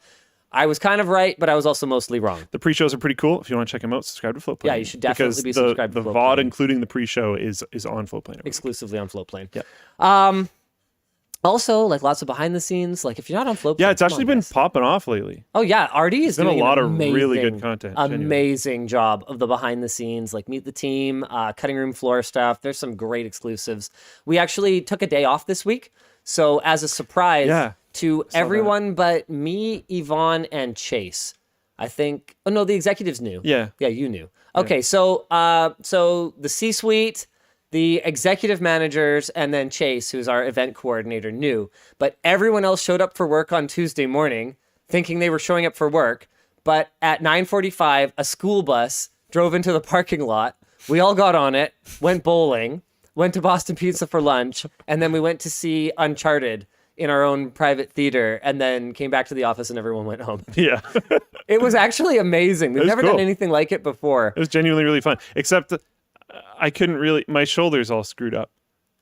So I couldn't really I was bowling left-handed. But it was really fun regardless. Yeah, honestly, the point of bowling is not bowling. It's to hang out. Yeah. Yeah. And it was cool to be able, the Floatplane team doesn't get out much. So it was cool to be able to have the Floatplane people mingle with other people that work here and all that kind of stuff. It was a really good day. Yeah, it was pretty fun. Anyway, the point is, wait, what were we talking about? Dang it. Right. Artie, even though I told him not to work, did I explicitly tell everyone no work? You did. I did. He just, I don't know, maybe actually enjoys his job, I guess, but decided to vlog it. And so there's an exclusive vlog on Floatplane with some of our bowling antics and stuff like that. So yeah, it's cool. Yeah, it was really fun. It was really fun. Anyway, the point is, what is this? It's a Game Gear. Right. Okay. Thank you. Okay. Finally answering the question. Sorry. Okay. Is there anything about this particular? Hold on. Let me just get it kind of dialed in for you a little bit here. Is this the glass front? Oh, one? that's. Can Okay. you just chill for a second? Okay. God. Jeez, you got to ruin all the surprises. You can never have a surprise with this guy. Well, Okay. So is there anything about this that kind of stands out to you playing it? So I've literally never used, this is the first time I've ever held a Game Gear in my life. Really? Yeah. This was like my childhood console. I had a SNES and I had a Game Gear, and then I moved to my mom's house, and then I had neither of them, and I had no consoles ever again. I had a Game Boy Original, and then I had a Game Boy Advanced. That was it. Okay, so you're well, we had, I think back in the 90s, it doesn't matter what happened in the 90s. 90s The was a bad screen time. seems pretty original. The screen is definitely pretty original. So this is the reason that the show was late. I wish I'd taken a picture of what it entailed to turn it into this. Oh, so this is new. Okay. This okay. is completely original. a little rough. This is an A5 Game Gear. But it. Okay. I mean, it's a Game Gear, so. Well, I can This already immediately tell. When it was here, I could tell. Is a That's brand crazy. new IPS display. Man, we are going to have to Wow. get heavy into retro console modding and stuff. Honestly, man, when I was That's working on this legit. with Dan, Oh, that's so much better.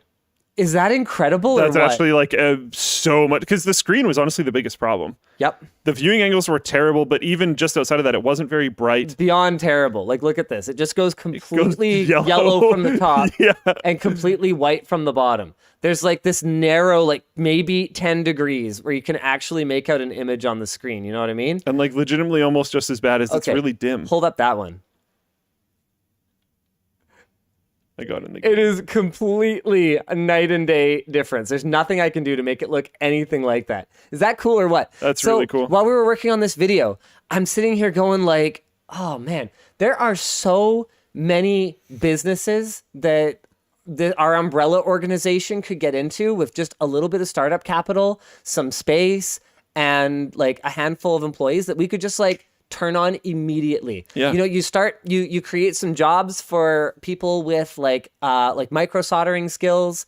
You start creating internal documentation. We get into like console modding. I mean, there's been so many times, right, that we've talked about, Linus, you guys should really do like a system builder. Like, why don't you guys just build computers if you like know how computers are supposed to Or be you built? could even just go like the more iFixity route and just sell like kits. Well, the problem a lot of the time with the kits is that all the engineering work has been done. Like the guys that make this replacement screen, the name is on the tip of my tongue. Sorry, it escapes me right now, but there's a full video coming about this. Don't miss it. They do all the engineering work, but the problem is that they're doing extremely small production runs because these in many cases are really, really small organizations. So if you have someone that steps in and goes, yeah, look, I'll pay for you to do 5,000 or 10,000 units. Like, let's actually make some of these things instead of people waiting, in some cases, 3 months Oh, yeah. for them to produce and then ship them from overseas. All of a sudden, you've got easy availability of this stuff in North America, easy access to it. So yeah, I think people would actually pay a markup for us to sustain our operation, and we could totally get into this stuff. I It's know, just like, I don't know if I need more business divisions to run, right? man, it's wild looking at them from here because the lower one is pure white. The screen is purely white, and then I can see the upper one perfectly. Yeah, like I know with 3DSs, I think it was, people wanted to stream Animal Crossing back before there was Animal Crossing on Switch. Yeah, okay. And to Ben Ven says Ducky Loot Snip. Yep, that's the one. Ben Ven makes the screen. Thank you. Oh, okay. Animal Crossing streaming. For people that wanted to do that officially, so on an actual 3DS, Yeah. whatever, they were like shipping their 3DSs off to like some Who knows where person, and they like might get it back in like half a year. Who knows? The queue's like super long. They might just brick your 3DS and just send you one broken back. Like it was just, yeah, I don't know. Adding some more business savvy to that space would be pretty cool. Yeah, and Because like the technical work is there. it just needs a little bit of capital, That and it too. needs a little bit of like trustworthiness, like Yeah. that consolidation. The technical expertise is like they've been doing obviously fantastic work for a long time. Yeah. Yeah. And you know what the crazy thing is? A lot of this retro console hardware is either open source or like semi-open. The only reason that no one can get it is because no one is willing to put the capital into actually doing reasonable sized production runs of these darn things. So, you know, I'm just sitting here going like, yeah, why don't we just hire, 4 or 5 people? We just talk about it once in a while on the show. You're Like, gonna end up hiring Shank. build a brand around it. I know, right? I'm like not even kidding. I know, right? That's crazy. That's cool. Yeah, Floatplane's like, I love where this is going. Yeah, but you guys love like You love everything. Yeah. yeah, I can't take you seriously at a certain point. Have you seen the mod that Which one? that Shank did to the Hot Wheels PC or whatever? I have. It's amazing. Yeah. It's so amazing. I love it. What just happened? I thought I just curated one and it disappeared. No, never mind. It's here. We should do a couple more curated merch messages. Bell, hit me. Hello, welcome to the editorialized questions. This one's from Derek. As an avid Beat Saber player, Linus, what are your preferred VR controllers, maybe specifically with Beat Saber? I have only used the original Vive controllers, and actually that's a lie. No, I've used the Oculus controllers. The Oculus controllers, you're objectively wrong about them being better, because if you were any good at the game, you would have the problem with the battery covers coming off if you're like actually at speed, like playing. As for the Knuckles controllers, I wish they were lighter, but I guess they're my preferred because the only ones that I've used with like a proper VR headset plugged into a computer are the original Vive controllers and the Knuckles controllers. And for everyone who is not catching it, I'm taking the piss right now. I'm just teasing. The Oculus Quest is a fantastic value. The controllers are fine, but I personally have difficulty going at full speed, keeping the battery covers on. I just can't do it.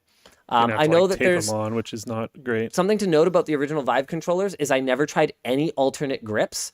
So I'm coming at you from like complete ignorance because I wasn't very good yet. So I was just using like the drumstick grip. But there's like ones where you put your fingers through the holes or something, and it whoa. redistributes the weight so that you're able to rotate the controller more easily. I'm not that. This is I'm just not probably a that into it. noob problem. I was but just teasing Derek. I always found that the original, not Vive. What am I trying to? The Valve Oculus. one. No, the Valve one. Valve. Index. Index. The original Knuckles. Index controllers, not Knuckles. There were other Index controllers? Was there not? The stick ones that don't have the wrap around your. Those are Vive controllers. Okay, yeah, those ones. Then I guess my bad. I actually really like the Vive controllers in regards to how it feels when it translates into the VR space. Like it feels like you're actually holding the Beat Saber they have some lightsaber. weight to them. Yeah. But once you reach a certain level, You don't want the weight anymore, for sure. Yeah, needs that's to be like gone. I didn't get that far, so I was still in the just like more experiential side of things. Right, Or sure. yeah. vibe into music. Yeah. So it felt more proper with those, but that's my only actual input. All right. From Matthew, I would love to know the upcoming tech that you think we should be looking forward to the most over the next year or two. Oh. I mean, obviously, new gen graphics cards. I think. Yeah. Okay. You know what? Yeah, I'm gonna pick one. The LTT screwdriver. AMD's leaked Zen 4 RDNA 3 APU Ooh. looks like it could be an absolute utter game changer for entry level gaming PCs. Like, if you can get your CPU and graphics sorted out, remember, we're going to have DDR5 memory, so dramatically more memory bandwidth compared to previous gen platforms, which ironically doesn't matter as much for higher end chips that do not need to use their system memory for VRAM. So we're going to have this high speed memory, and I think you are going to be able to build a legitimate gaming computer for like 400, 500, 600 bucks. No GPU. With no GPU and with great upgradability, because these CPU cores are going to be so fast that instead of, there's going to be no reason to buy some like Optiplex thing. You should just get this, and then it'll be everything you need today while you're like in high school playing with high school money, and then it'll still be upgradable once you get out into the workforce and you are making more money. You throw a GPU in there and boom, you have actually created no e-waste whatsoever with this machine through 2 full upgrade cycles worth of use. Like I'm super excited for it. It's almost certainly not worth anyone actually making on like any real scale. But like a one-off or something of a case that is built for a no GPU, really, really, really small system would be pretty cool. I'd love to see someone like Framework do it or something. Did you see they released, disclosure, I'm investor in Framework. Did you see that they released their main board as a standalone part? That's and then cool. there's like, it's either a 3D printed like schematic they released, or there's like a whoa. basic case that you can get for it to just, and then it's a computer now. It's like, oh, okay, cool. That's sweet. Yeah, it's awesome. That's actually really Well, cool. they said they would.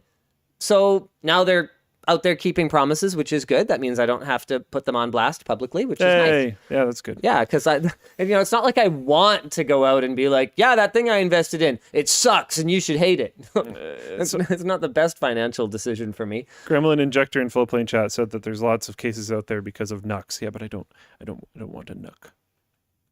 A lot of cases like that, Nux. Well, I mean, they're okay. Not all of them are Nux. There are AMD Nukalikes, is what I think we call them. Nukalikes is what we like to call them internally. Wow. Because I think Intel actually pronounces it Nook. So calling them Nukalikes my is really bad. funny. Yeah, It doesn't matter. Anyway. Related to that upcoming tech, someone asked if you had seen the Ionia Air and if you're excited for that. That was from Chase. I didn't. Hold on. I need to be really careful the way that I answer this question. Oh. Let me just see. Ionia Air is a thin and light. I'm just going to read what is in this article. The makers, thank you, Brad Linder of lilputing.com. Lilliputiting.com. Oh, like Lilliputians. That's very cute. Actually, I've been on this site before. The makers of the Ioneo and Ioneo Next, blah, blah. Ioneo Air, less than, very light, just about the size of a Nintendo Switch Lite, but it's a full-fledged Windows computer with Next.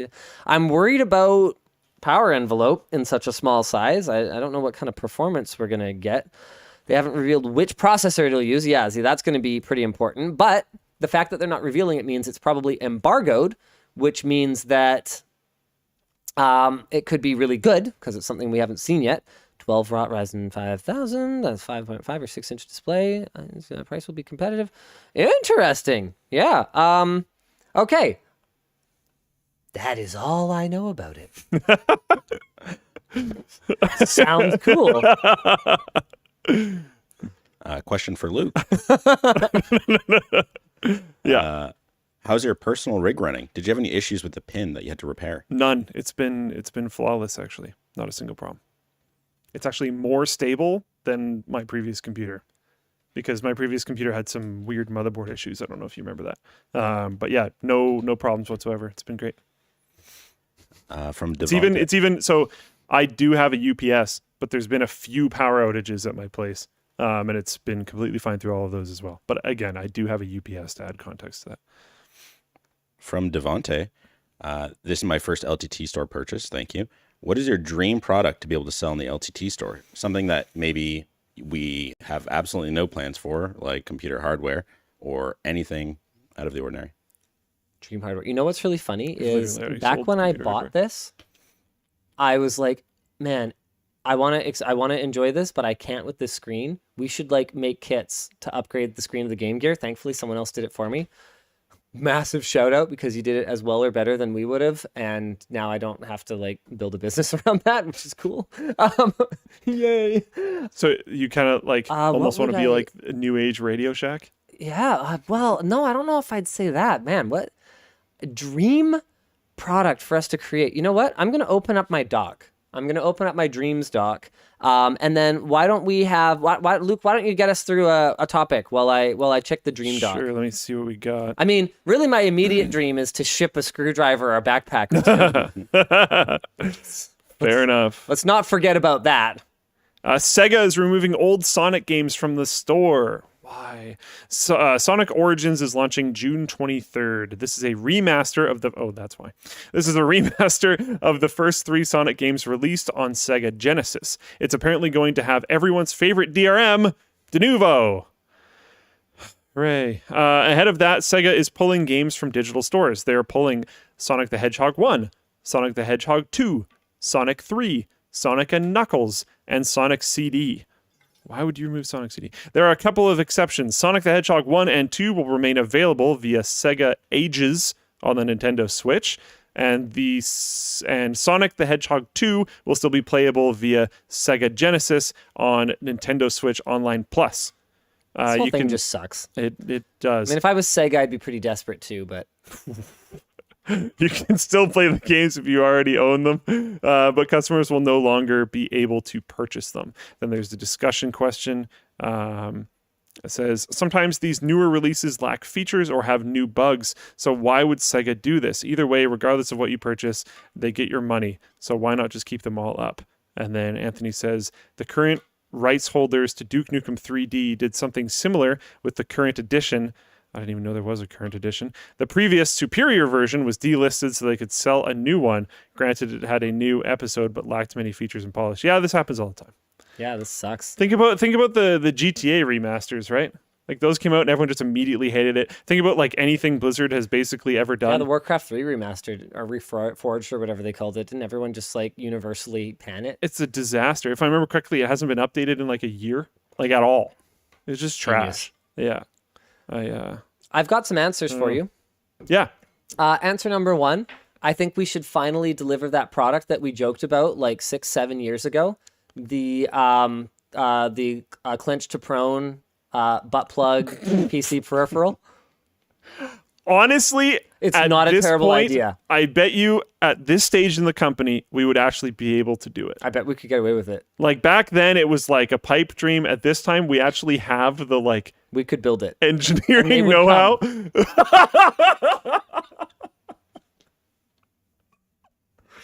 I was just waiting to deliver that. Oh no. Okay. Yeah.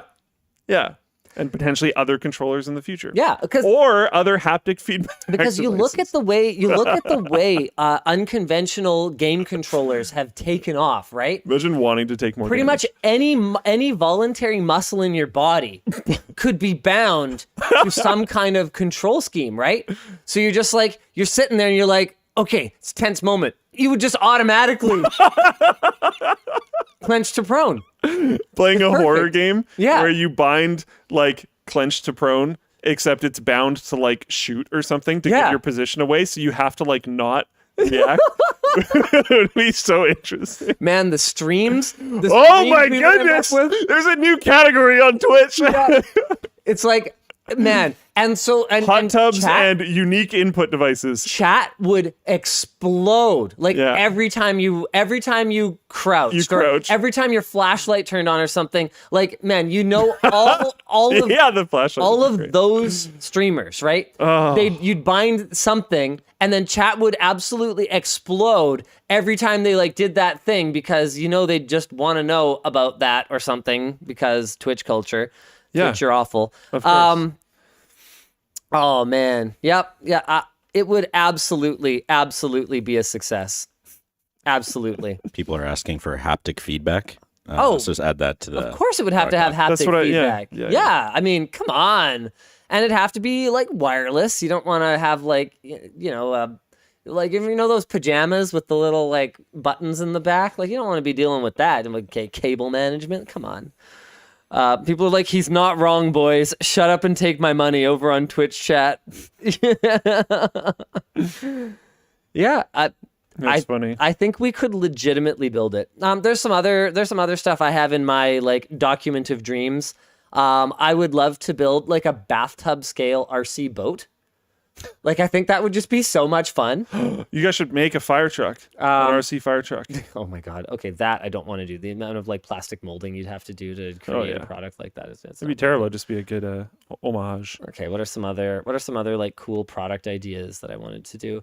Oh, I wanted to do like a USB cable that stays exactly where you put it, like kind of like a Gorilla Pod. Like it's bendable so that it's like always in the same place when you need to reach for it. I think it'd be it's super niche. Like really stiff, yeah. Yeah. Linus tush tips. Tush tips. Oh, one of the ideas I had like way back in the day, now that like cash is barely a thing anymore, thanks COVID, was like the world's coolest piggy bank. So it could be like wall mounted and it like sorts what you put in it, displays the money through acrylic with like lighting. And then there's like buttons to dispense like one or a roll of each coin, or you can like key in how much money you want. And it'll just be like ding. I thought that would be really cool, just as like a super fun, cool product. Man, there's like so many weird things in here. Okay, here's one. Here's a product idea. A PCIe half-height adapter board from a 1x slot to a 16x slot. I probably came up with these before mining. I came up with this one before GPU mining took off, because this probably like exists now. But the idea is to be able to install a 16x card in a 1x slot without sawing the back out of the slot like I've had to do a number of times in the past. I think Yvonne should write a book. So Yvonne's book, The YouTuber's Wife, what it's like to be in the support role, like growing an internet famous person without being the one that's in the front, because it's actually a huge burden. Like I remember she had she ended up having like a commiseration session with another YouTuber wife where they kind of talk, and it turned out they had a lot of the same challenges and a lot of the same struggles. And they kind of compared coping mechanisms, and it was just a really interesting conversation. And I think it's something people would have found. I only overheard a little bit of it because I was busy YouTubing with the guy, but it ended up being a super interesting conversation. Here's something. Okay, I get so triggered when automatic dispensers, whether it's for like soap or hand sanitizer or whatever, I get so triggered when they dispense like 3 times the amount you need. Like one of the things people have actually noticed that there's a mod on my soap dispenser in the kids' bathroom, sort of a mod. I don't know, 2 zip ties around the thing. So it just shortens the that it shortens the throw, so that they, unless they pump it multiple times, they actually can't dispense more than they need to wash their little kitty boo hands. And so if I see them pumping it multiple times, I'm like, hey, no, 1 time, because that is the exact correct amount. I checked. You don't need more. And so I would love to just have dispensers that just always cleanly dispense the exact right amount of stuff, and you could just like adjust it. I know that some of that stuff exists, but like, you know what I wanted to do in Yeah. terms of a product when I was younger? And this doesn't, I I actually really wanted to push it, and then I realized that I would have to, like, I don't think it's going to work because I wouldn't want to sell the product directly. I'd want to sell it to people. It's a container, basically. I want it, large peanut butter containers? It's always annoying to get into the bottom. It's very likely that you're going to get peanut butter on your hands. Peanut butter on your hands and stuff. So what I wanted to do was, how you screw the big green lid on usually? Yeah. I wanted to make it so well, green if you're a pleb and you eat smooth, but yes, carry on. Well, I don't eat smooth. Oh, you're a crunchy? It might be a brand thing. I like crunchy for sure. Oh, okay. Never Crunchy's like absolutely. Okay, my brand green is smooth. Okay, I don't know. Red is crunchy. I wanted to make so that halfway through the container, there was the same type of screw mechanism that the lid has. Like exactly the same. And I figured out ways to do this so that once you're about halfway through, you could unscrew the top and then take the lid and put it on the lower half. I like it. Yeah. I like it. But selling that as a product doesn't work. Yeah, that's tough. Because it already comes in a container, so that's the problem with my dispensers thing. Yeah, because like, how do you make a toothpaste was one of the ones I had here. Well, people. So what do you take your whole tube of toothpaste and into the for soap? A lot of people buy soap dispensers. Oh well, yeah, the soap, yes. For toothpaste, though, you're right. But yeah, some of the other ones. What are some of the other things I have? You could probably get a toothpaste thing that squeezes the tube of toothpaste the right way. Yeah. Oh, that sounds like a lot of engineering. It sounds significantly more difficult. Yeah. Are they talking about soap? Sorry, I just zoned out. Yeah, yes, we are actually. Easy text station that ended up getting done by someone else. Yeah, I don't know. I guess that's. Oh, I had the idea of doing like a kiosk that prints greeting cards on demand instead of requiring a huge inventory and like a whole aisle. Probably someone's done that at this point. That was like 10 years ago or something like that. I wrote that down. I came up with the idea of curated gift shopping like 1,000 years ago. So you just like fill out a survey about the person you're shopping for, and it just like spits out a gift recommendation or like orders it for you. Also, this one is one that I wish that Yvonne had the bandwidth to pursue, because I think she could have built like a bigger business than LMG, just like doing her thing. But a kids clothing service that just gives you the next size up, like when you're ready, and then you can just credit your old stuff by sending it back. So effectively, like, because kids clothes, man, a lot of it will wear out. Sure, fine. But a lot of it they're going to use for such a short period of time and so lightly that it's like kind of a hassle to have to deal with like getting rid of it. And so just reducing waste by creating a service where it will just automatically send you the next size, or you can just like press one button and like all the sizing is done in like a standardized way across, like, instead of having to deal with all the different brands and all the different sizing. Like, ordering clothes online is a nightmare. And for kids, it's even more of a nightmare because obviously they're all different, right? So being able to just go, okay, yeah, here's their new size and everything shows up, everything fits.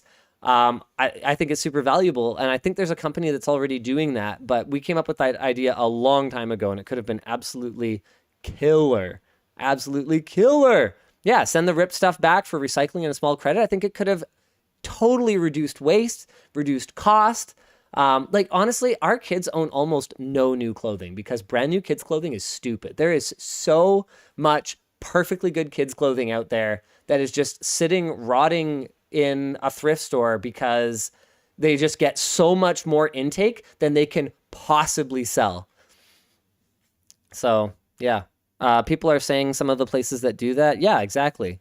Is it called Rent-A-Swag? Is this an idea on Parks and Rec? Oh, okay. Apparently Parks and Rec did a bit on this. Well, there you go. Not my idea then, but makes I don't know if I've never watched Parks and Rec, but it makes a lot of sense, especially in the kids context. Oh, yeah, for sure. I think that's more specific. It sounds like the Parks and Rec one, just because it's called Swag, I'm assuming it's a more adult-focused one, which is still, I mean, there's still some value there, but it's much more interesting in the kids' context, because, like, for me, I can wear a shirt for many years as long as the shirt doesn't deteriorate, because I'm not growing. Yeah, exactly. When you're growing constantly, it's a bit of a problem. Oh, shoot, there was something else. I just came up with something, and I guess I forgot about it. I was going to say I would love to have something, and I forget. I guess it doesn't really matter. Why don't we just move on to the next thing? Yeah. From Anon, what are your thoughts on the Oura Ring and the mandatory paid subscription? Any other thoughts or reviews coming? My thoughts on the Oura Ring are that I like it. My thoughts on the paid themselves. I did end up getting FOMO'd into getting the latest Gen 3. They offered it to Gen 1 or Gen 2 owners. with a lifetime subscription if you upgrade like now. So I was like, I actually like this thing enough to buy another one and flip my old one, but I do not like it enough to pay for it forever. So I guess I'll go for it. Fair enough.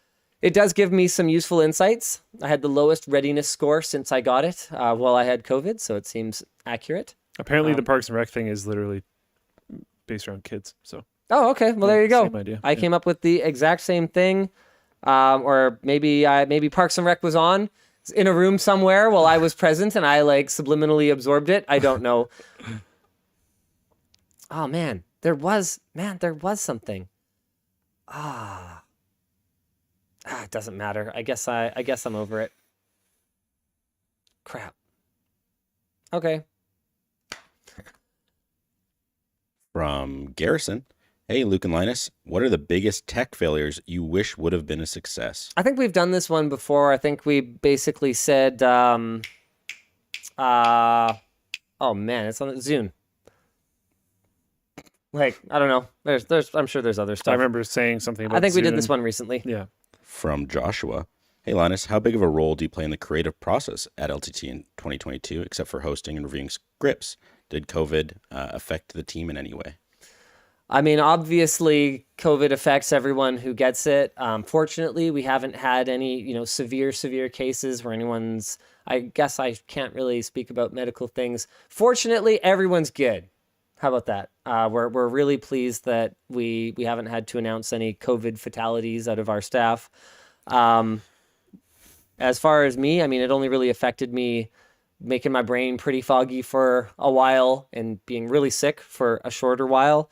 As far as being involved in the creative process, I would like to think I am fairly involved in the creative process still, and that's something that I want to continue to be involved in. The team is amazing. They come up with ideas that I never would have. I still do like to think that I contribute pretty significantly to making ideas better. I am still where the buck stops in terms of what videos get made. We have weekly meetings that James and I run with the rest of the writing team. A lot of the time I will end up just kind of rewriting things on the fly. If we've got sort of a particular idea for how something goes and I'm like, oh, actually, did we think of this angle? And it's like, no, that's a little bit different. And we'll just kind of run with it from there. One of the things that I am still really good at is thinking on my feet. If something goes wrong in the middle of a shoot, that's where my creativity will definitely come into play.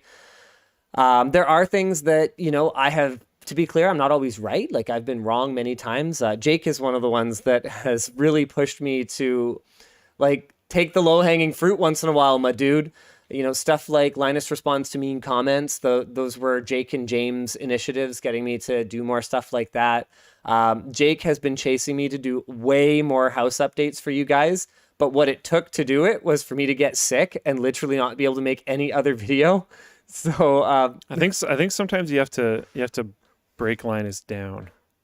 Okay, thank you for that. We were trying to get you to do lower hanging fruit since day one, the entire existence of the company. Look, yeah. I always want to do bigger and better. I don't think there's anything wrong with that. But I don't think there's anything wrong with low hanging fruit either. A lot of the times, not all the time.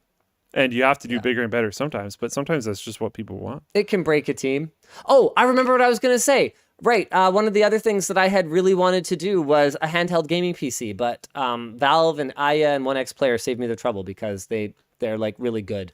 So I no longer feel compelled. Yeah, no for reason sure. to do it. That space has a lot of competition. Yeah, it's great. I love it. Yeah. I'm excited. I think that's the next big form factor. And honestly, if I'm someone like Nintendo who has just sat completely unopposed as king, queen, god, emperor of the handheld gaming space, I am shaking in my boots right now.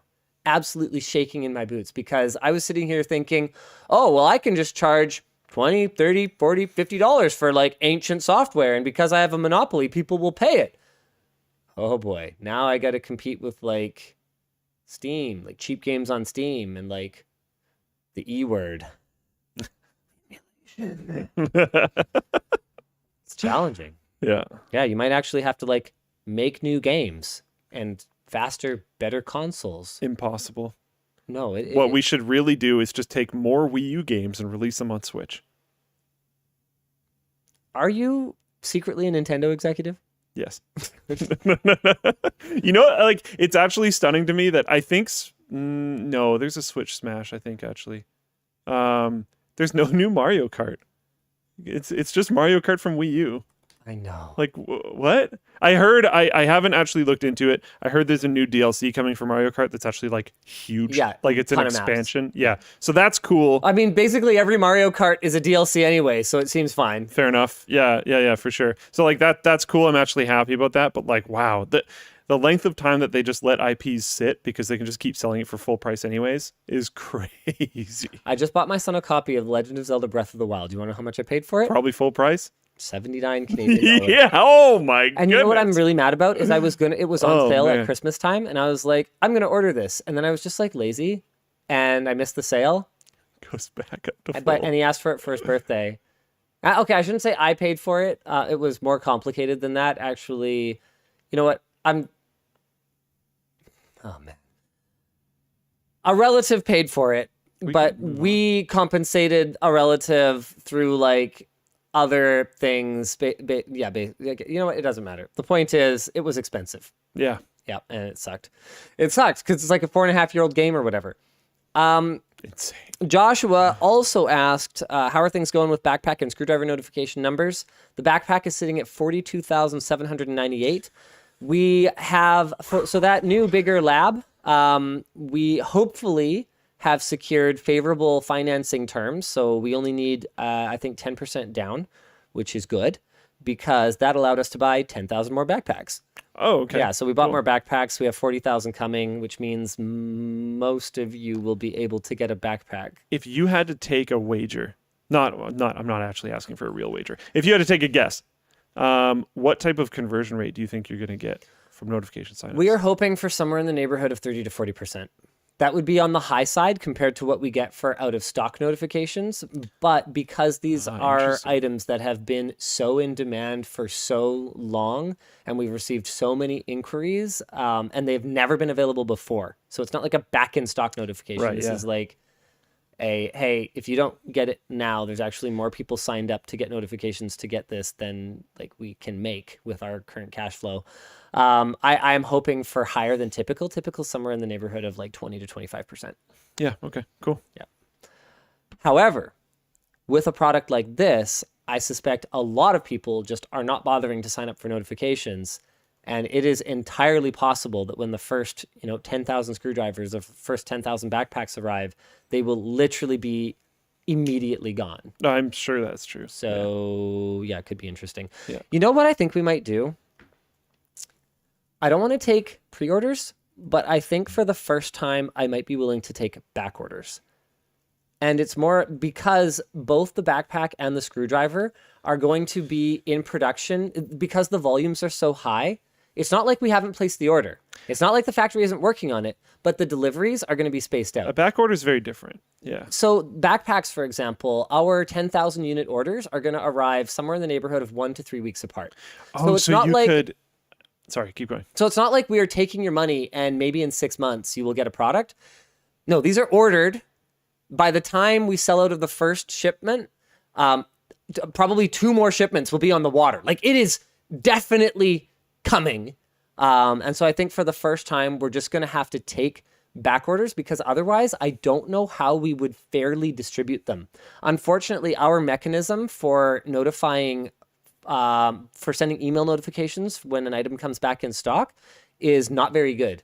All 40,000 of those people are going to get an email at once. And so if they Some don't, of them will be at home, depending on their time zone. Some of them are going to be sleeping. Some of them are going to be at work. so if we don't give them an opportunity to kind of grab something from the second wave, then they have to we have to have them go sign up for a notification again. We don't have a good way to manage it right now. So I think taking back orders might be the only way to That might make deal sense. with And it. that's not the same thing as a pre-order because people will see reviews from other users and all Yes. that kind of stuff before. Like it's out in the wild Yes. before they make that purchase. So So I think that's going to be my compromise. And you know appreciably what? different. Honestly, I don't want to say never as far as pre-orders go. Once it's items that we have a little bit more expertise in, we might take pre-orders for a follow-up screwdriver. Where we're just going, yeah, it's the same ratchet mechanism. We're working with the same, the same tooling manufacturers for the molds. it's going to be that thing, but it's going to be small. Yeah, we'll take your pre-order. This one has like an empty back instead of the. There's some variants that we're looking at right now based on the reception to the release, to the impending release of this one, and based on how good we know the product is. There's going to be more tools. So I'm not saying never. I'm just saying these are unproven. I don't want to take your money. Let's get them out there, and we'll go from there. Cool. So yeah, $42,798 for backpack, $41,850 for black and orange screwdrivers, and $37,421 for all black screwdrivers. Did we get 18 more all black notifications while I was talking about it? We're at 42,810 for backpack. Hold on, I'm refresh again. Okay, just y'all need to chill out. Yeah, less than a minute. Okay, this is all less than a minute ago. People signing up. Have you announced in a mainline video that there's even signups? Yes, we have. Oh, okay, yeah. Yeah. I thought it might have just been WAN. Speaking of WAN, why don't we do like another topic or something? Sure. Apple launches self-repair. Actually, are we in pretty good shape as far as topics? Oh, Twitter accepts Elon Musk's offer to buy Twitter. But you know what? I think that's all I have to say about that. Dude, to not talk about the purchasee and to talk about the thing that was purchased, I did a little bit more looking into this, and it was sparked by an Atriog video, but I did a little bit more looking into this, and man, do I just think he got scammed. You think so? It's just trash. Okay, first of all, I found from a different source that they've been like, I don't want to say falsely reporting, mistakenly reporting, inaccurately reporting, whatever you want to say, their user counts. Twitter? They've like literally, as far as my, I wish I had a link for this. I believe it's like millions of users less than they said.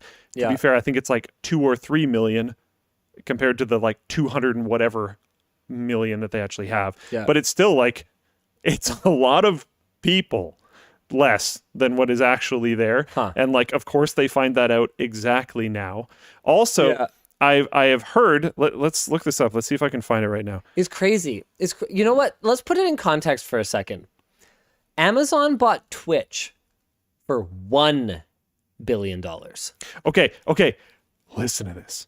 And we thought that was crazy. And it probably was because, oh, wait, is it even in the doc this week talking about Twitch, the rumored 50-50 revenue split and we should like talk forcing about that. streamers to like play more ads and stuff? I have some hot takes on that, so we'll definitely talk about it. So this is, I hope this blows your brain because it blew the heck out of mine, and I want some companionship here because this is nuts. Because I've been talking about how like ridiculous Twitter is forever, and this is actually driving me insane. Take a guess at what their annual research and development expenses were for 2021. I don't know. Twitter R&D. Hold on. Okay. Okay. Just give me a sec. Give me a sec. Yeah, no, sorry. You can't ask me a big question like that and be like, come on, answer. Yeah. Okay, I'm thinking. I will give you okay. a little hint. I want to think. Let me think. Okay. So they have software developers. Yeah. Okay. Software developers are very expensive. Yes. So if their team is more than like 5-6 people, you know, their total expenses, and remember, your expenses includes more than just salaries, right? Like these people have to have a place to work. They need equipment. And salaries are more expensive than people realize because Okay. there's government Yeah, costs they need and stuff on Skittles, top of it. okay, and M&Ms. Yeah, it's a No, modern, it's not modern just web. Skittles, Smarties. No, not Smarties. That's more of like a different candy in the States. Okay, Different in the US, it doesn't matter. The point is they need candy. They're developers. Okay, so if you have even like a handful of developers, you're already spending $1 million a year. So I'm gonna say they have more than just a handful of developers. I'm gonna say they spend $20 million a year. Okay. How far off am I? Orders of magnitude. Orders. Yes. Shut up. No. $2 billion a year? So maybe not quite, but 1.247 billion was How's that their even spend in possible? 2021.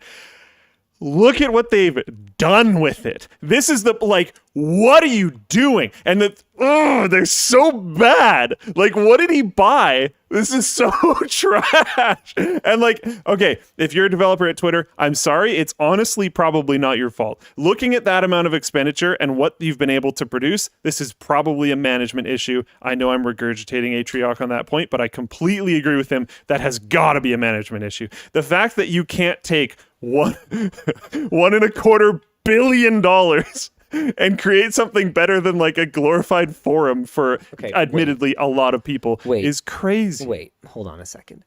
$1.2 billion is just R&D or actually includes operating expenses of running the platform? Research and development expenses for 2021.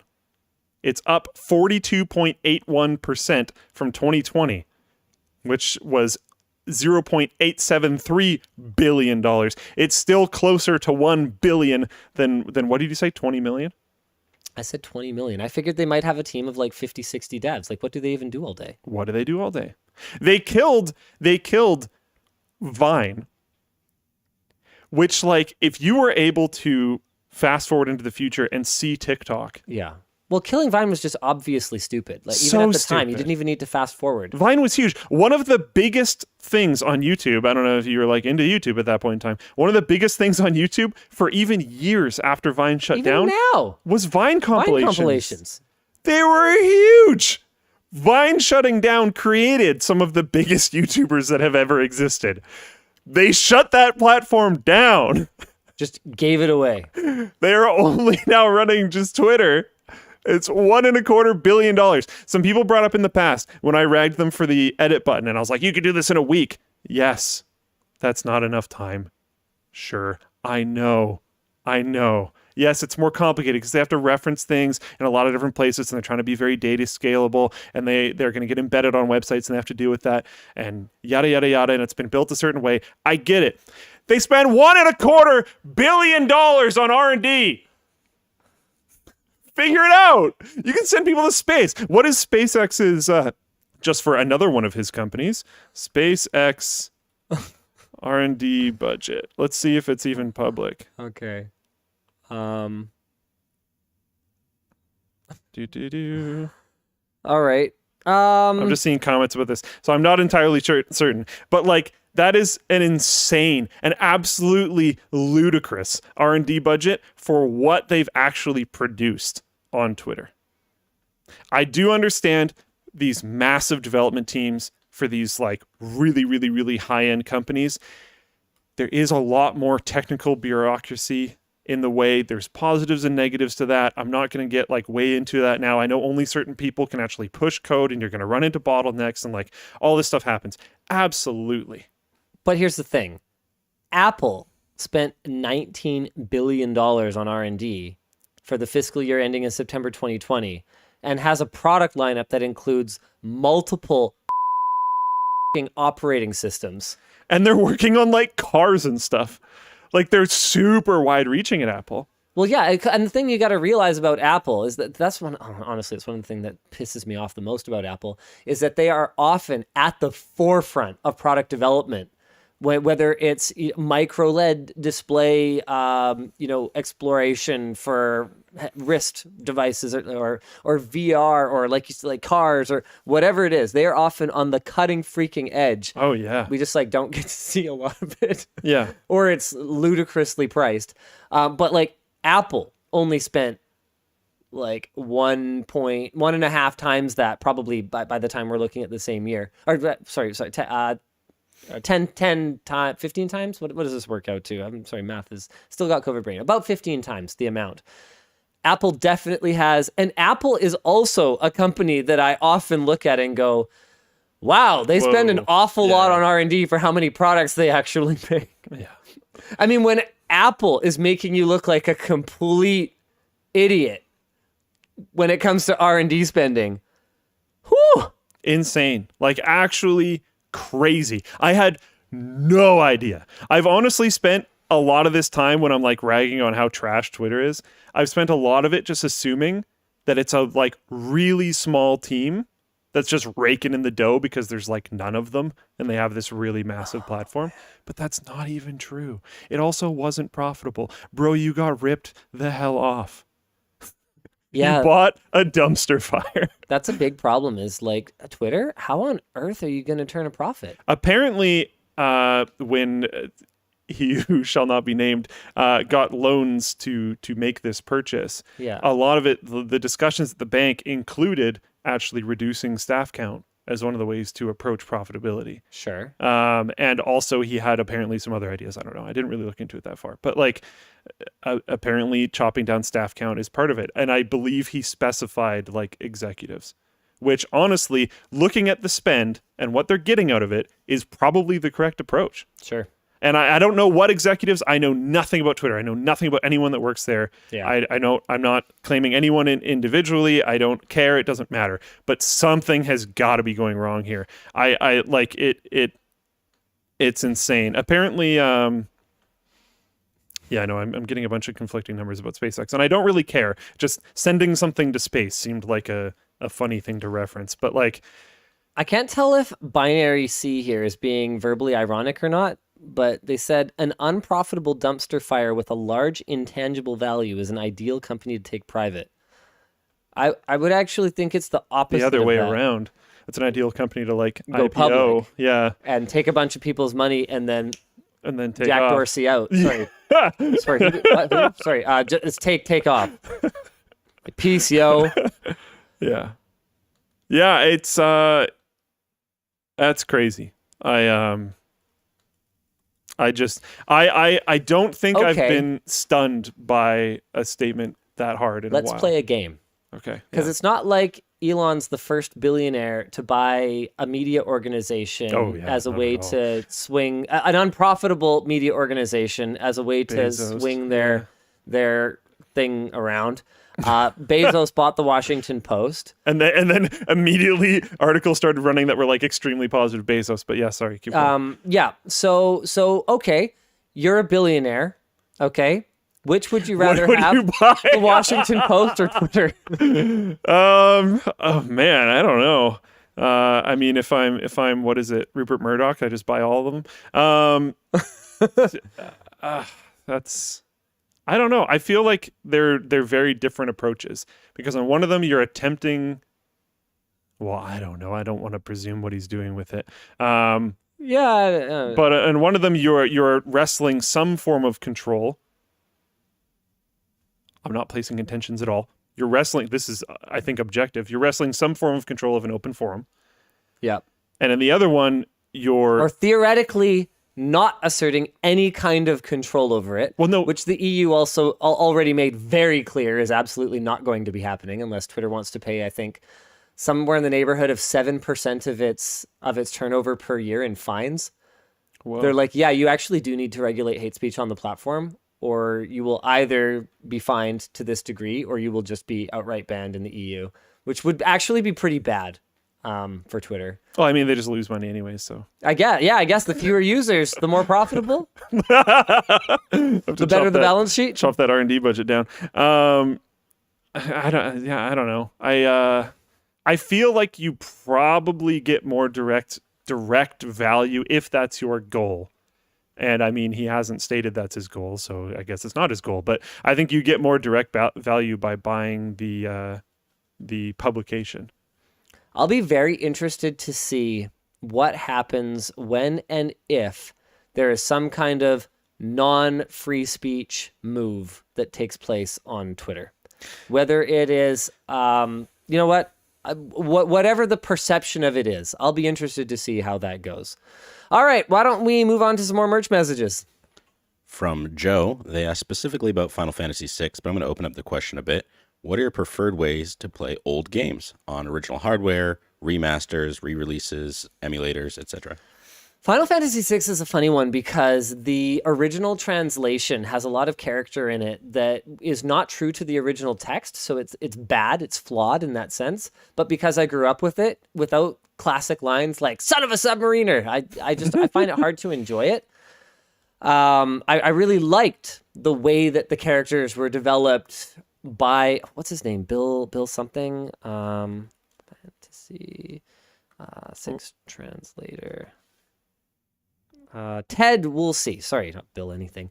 Ted Woolsey was the translator for various Square games, including a couple of my favorites, Final Fantasy VI and Chrono Trigger.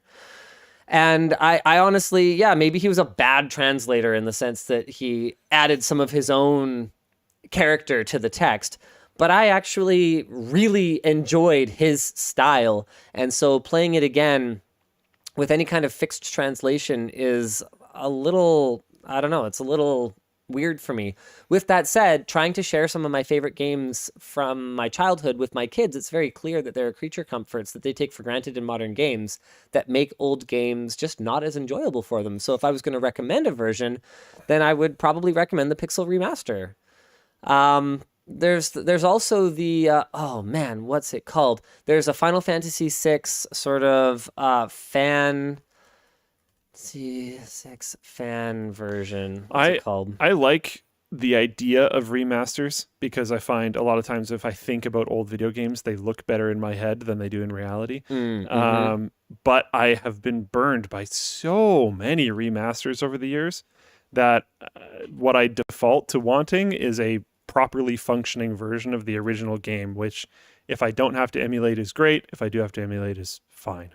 That's usually where I land. Best versions, relocalization, uncensored edition, blah blah blah blah blah. Sprites more like their Japanese originals. I don't know.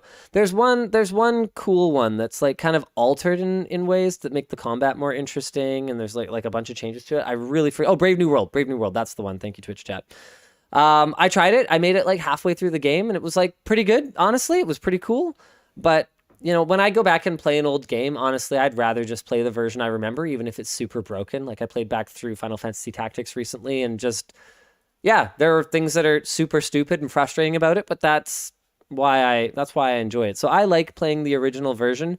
I do still like some creature comforts, things like save states. That's why I'll almost exclusively play on an emulator. I think the Game Gear is a bit of an exception for me, where I really do just want to play it on the original hardware because like the ergonomics are different. There's no controller on earth that feels like that in your hand. Yeah. Like that is just clearly meant to be played on here. Yeah. Okay. From Nick, would you say the Labs project is something you see as a big profit-making investment, or are you more doing it because you don't like the direction of the industry and you're using your position to change it? Little from column A, little from column B. I think that as a business owner, it would be extremely irresponsible of me to just do stuff that is going to put the financial security of myself, my family, and my team in jeopardy. If I didn't believe that we can make money on Labs, it's not something that I would be able to justify the multi-million-dollar investment that we're going to be making into it before we can have any hope of turning a profit. But with that said, there are absolutely things that we could pursue in the short, mid, and long term that would be more profitable than Labs. So on the one hand, yes, my intention is to make money. I have never claimed to be anything other than running a business. And honestly, I think that's the reason you guys should trust me, because if I was doing something other than running a business, I might try to get away with stuff. Like way back in the day, we'd have people who are sort of questioning, are we going to be honest with you guys? And the answer was always, well, yeah, because the internet never forgets. And if we screw with you guys, you will find out, and you will know forever. So transparency has always been the best way for us to retain that trust. And that trust is the most valuable thing to us. So because this is a business that we're running, and our main value as an organization is viewer trust, then the relationship is very clear. I never like to enter an arrangement or a business agreement where I don't understand the value to both sides. The value to my side is making money. The value to your side is getting entertainment and information. So if I can't keep doing those things, I'm not going to make money. So that would be bad for my business. With that said, there are other businesses that I absolutely could have gotten into. I do this one because I love it, because since I was a teenager, what I would do in my spare time is sit and answer people's tech questions and help them make the best purchase that they can. So yeah, it's a business, but it's also something that I do because I just like to do it. I think that probably answers it pretty clearly. It's not the most eloquent way of putting it, but like I honestly, I still have a little bit of COVID brain. I'm not. No, like last WAN show in you got it, particular, bro. I kind of felt like I am all over the place. This is not a very good show, but It was also the first time we had done a remote show in a long time, and it felt so bad. it was laggy. It was laggy.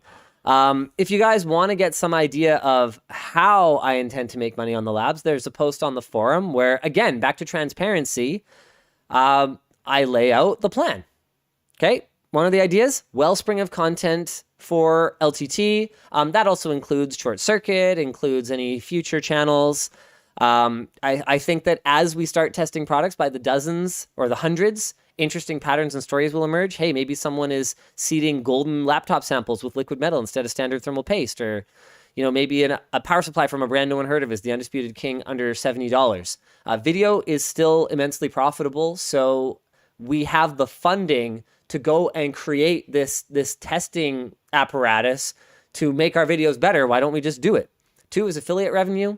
If LTT Labs achieves my goal of creating an alternate spec sheet where pretty much it's the only site you need to make a good purchase decision, then we should be able to get a ton of affiliate revenue from it. Advertising on site is unlikely. I hate ads, so I just don't think there's going to be a ton of that on there. It's possible we'll put some banners here and there, but it'll be more likely that we're just pushing the channels, pushing affiliate revenue, that sort of thing. We could get into certification programs and third-party validation. This one has the potential to create muddy waters, but I think there's ways that we could silo it to make it so that it doesn't have to, and the certification team doesn't have to affect the editorial team. Maybe they just don't even talk to each other. They're in completely separate offices. I don't know. I think we could figure it out. I think that's also probably the one that's like furthest down the line. That's a fair ways down the line. Well, I would have said that, but then we had a large global brand reach out to us earlier this week asking us to take a look at a product that is in the very early stages of development to provide feedback on it.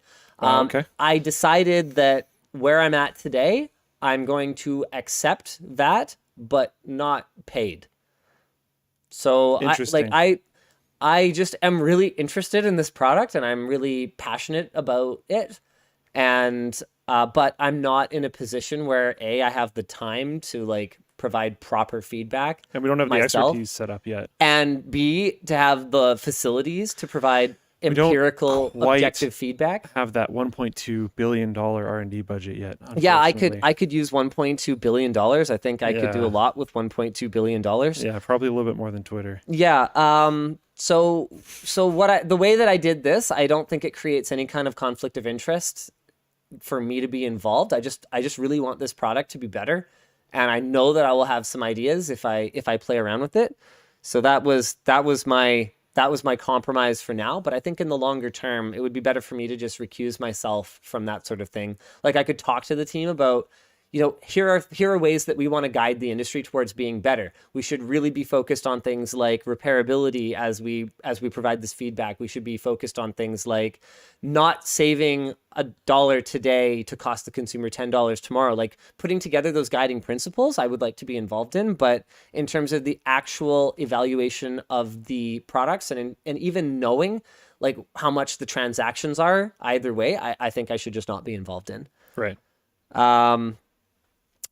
Turning our testing knowledge into product development processes. This one is going to happen. I promise you this will happen. If we figure out how to make the best keyboard, why don't we just make the best keyboard? Yeah, there's conflicts of interest there too, but I don't know. We'll figure it out. I'd like to think that if I had a mouse pad, I could still say another mouse pad is really good. I mean, we even said that in our launch video for the mouse pad. We were like, yeah, hey, we weren't quite at the spec of this other mouse pad. We think it's okay because you actually have to travel like this many meters for it to drift this amount. We think that's accurate enough for your caveman hands. But we know that this one actually did a better job. Shout out them. I'd like to think that we could be trusted that way, but I guess we'll have to see how that turns out. It's a fine line to walk, but it's also technically a fine line that we've been walking the entire time. For a long time. So There's the possibility of putting certain content behind paywalls, like having professional level content versus consumer level content. It seems unlikely to me, but it's possible. And then there's direct sales of products through the site. Why don't we go full circle and become a retailer? Like, why do we take affiliate revenue when we can just put up a warehouse and just sell it to you directly? There's more conflicts of interest there, potentially. I don't know. We're just going to have to navigate this the best way we can. And you guys will tell us if you think we've done it wrong. And we'll tell you guys if, sorry, that's the way it's going to be because we actually can't sustain the labs without it or whatever that ends up looking like. Yeah. We're just going to do our best to keep the guiding principles of why are you doing this? Well, one, to make money. But two, as we are making money, we absolutely are setting out to create better information for consumers, to stop the bleeding of all the knowledgeable people going to the manufacturing side where they literally have no choice but to shill for the brand that pays their paycheck. I'm tired of it. Anyway, if you guys want to check out that post on the forum, it's on the thread called LTT is about to change, and it's on page 6. And I laid the whole thing out. I'm like, yep, here's the plan. Because why bother? Oh, look at this. I've got a mission statement that I wrote. LTT Labs is the answer to manipulation of on-site reviews and the degradation of the quality of online tech media over the last 10 years. There. That's our goal. Cool. Awesome. From Charles, but also many, many others, they were wondering about any news on a rack mount case, either if we're selling it, how yours is going, if you're going to get your neighbor to repaint it, if you do a new one. So many questions. Neighbor Steve is probably too busy. Neighbor Steve is still here, right? Yeah, he just moved down or something. Yeah, right? like down at the end. Yeah. Neighbor Steve is probably too busy to airbrush me a case. Yvonne, I think, does want to keep her owl, so she may keep her original case, but we are in the very early stages of designing a new case for me. If that goes really, really well, then I don't think it's impossible that we would find a case manufacturer to partner with to build a rack mount gaming case. Yeah, I know there's a lot of people who are super into it. Man, watching your home video, I finally actually did watch it. Which one? There's a lot. We're leaving this one. Oh, yeah. The feels? Man, a lot of that. There was so much stuff that I feel like was missed, but I feel like if you hit everything, it would have been 3 hours long. Yeah. So there was things that I was like, I knew I cared about a lot and I like wish was in the video, but then I had to think like, okay, does the audience care as much? Do you and Yvonne care as much, et cetera, et Okay, cetera, here's my merch message. Hit me with a couple. Okay, can I guess? Can I guess a couple? I'm going to write them down. Yeah. And then I want to know if I get the same ones as you. Okay.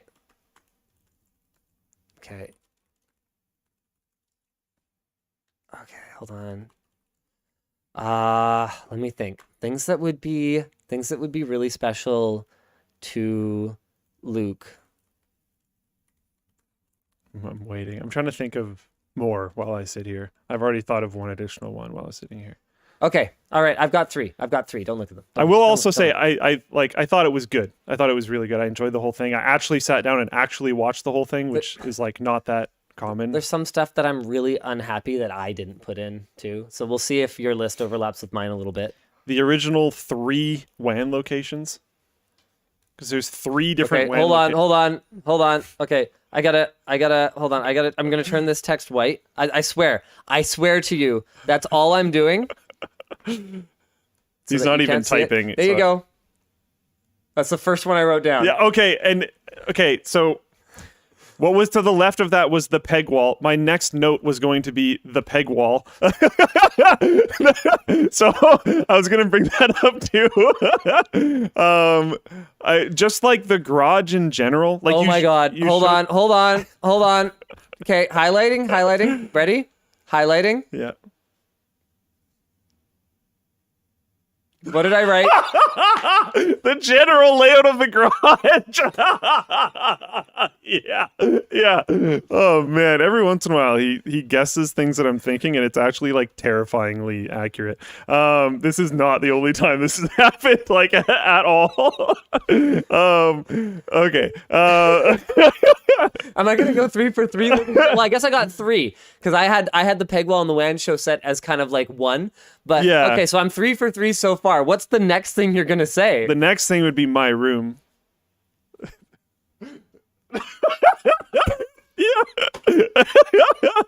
Okay, that's pretty good. I am 4 for 4. That's all I have down though. Yeah, I mean that's mostly it. There was other things that I thought of, but like even I was like, yeah, I probably shouldn't have been in the video. But they're like, I don't know. There was. Oh, that was yeah, so fun. That's pretty funny. Yeah, honestly, I thought of all of them afterward, and I regretted not having them in. There's so much stuff. There's two. Because I tried to think about like what would I have done, and I'm like, yeah, I don't know. Like there's too many things. Because like even if you walk in the backyard, Yeah, there's almost no direction you can face where there wasn't like some type of major event. something crazy that happened. Like the like fence jump for that commercial. That was at the Langley house. Nope. I promise. Nope. I know because I hurt myself. The Corsair commercial. Oh, that fence jump. Yeah. I mean, He's right. we've done a few fence There jumps. was the one where I flipped for the be quiet thing. Oh, I remember that one well because I was Yeah. quite hurt for a while. that was actually That was genuinely not really a very rough. good idea. But Yes, yeah, there's the a fence lot jump. of like little things like that where I'm like, I would have cared. Where I went up on the roof and threw the keyboard down for Yeah, the giveaway. yeah. Like I just The weird thing I shot in the shower for that like WD Computex promotion. Yeah, there's like so much weird stuff we shot in that house yep. back in the day. We didn't have sets, guys. Like, Just used You know what? his whole Like- house. Yeah. I don't. yeah. Oh, we need to do a scene where like, you know, the person wakes up in the morning. Okay, well, I'm gonna go get into my bed. Yeah. So I don't know. It was really good, but yeah, Yeah. it would have literally had to been like at least over an hour long. Oh yeah, for So, sure. And we cut so much from that I did end up talking about. Yeah. From Michael, who built their first PC with the help of our videos. One question that I've always wanted to ask is how you got into badminton. Oh, my wife got me into it. And no, LTT could not lose me to professional badminton. I'm not that good. There's only one major tech tuber who is a professional athlete, and it is not this one. From John, are you excited about the rumor of Intel returning to the high-end desktop market with Alder Lake-X, or do you think that market is dead with the current core counts on high-end consumer CPUs like the 5950X? Man, I hope it's not dead. Because, like, honestly, thinking about it from a developer standpoint or, like, a prosumer standpoint, It's really nice to be able to get that like tier or that class Xeon, without Epic. buying the badge. Yeah. Yeah. Yeah. 100%. Yeah. I'm jazzed. Yeah. In a nutshell. I do think that HEDT is more niche than it used to be. I mean, the 5950X is a 16-core freaking consumer CPU, and new Zen 4-based ones are going to be like even more better, presumably. But there's still a value to it. I mean, we're sort of frustrated right now because we standardized on TRX 40 or whatever STRX 40 or whatever AMD's Threadripper 3000 series platform was. We standardized on it for our editing stations, thinking that we were going to get at least one more generation of CPUs. We actually ended up getting nothing, and now we is it the boards or the chips that we standardize on that are EOL? The point is that it's hard to find more hardware for our workstations at a reasonable price. And there also is not a clear replacement for it with all the PCIe that we need. Like we've got 25 gigabit NICs in there, high-end GPUs that are actually being used for, not for gaming, like for data use. So the PCIe bandwidth actually starts to matter a little bit more. Yeah. Sometimes they have other kind of crazy peripherals we need to plug in. We need lots of PCIe, need lots of memory bandwidth, we need lots of cores. They're all running 24 cores in there. And there's not a clear successor for it unless we want to pay Lenovo for they're the only authorized vendor of like the new Threadripper Pro, because you can't get normal like regular prosumer Threadripper. It has to be professional Threadripper now. Like it sucks. Yeah.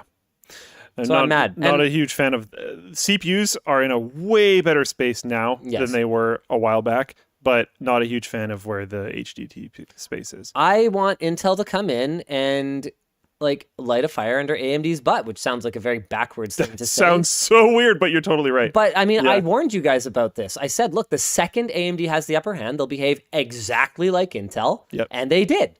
They're not your friend.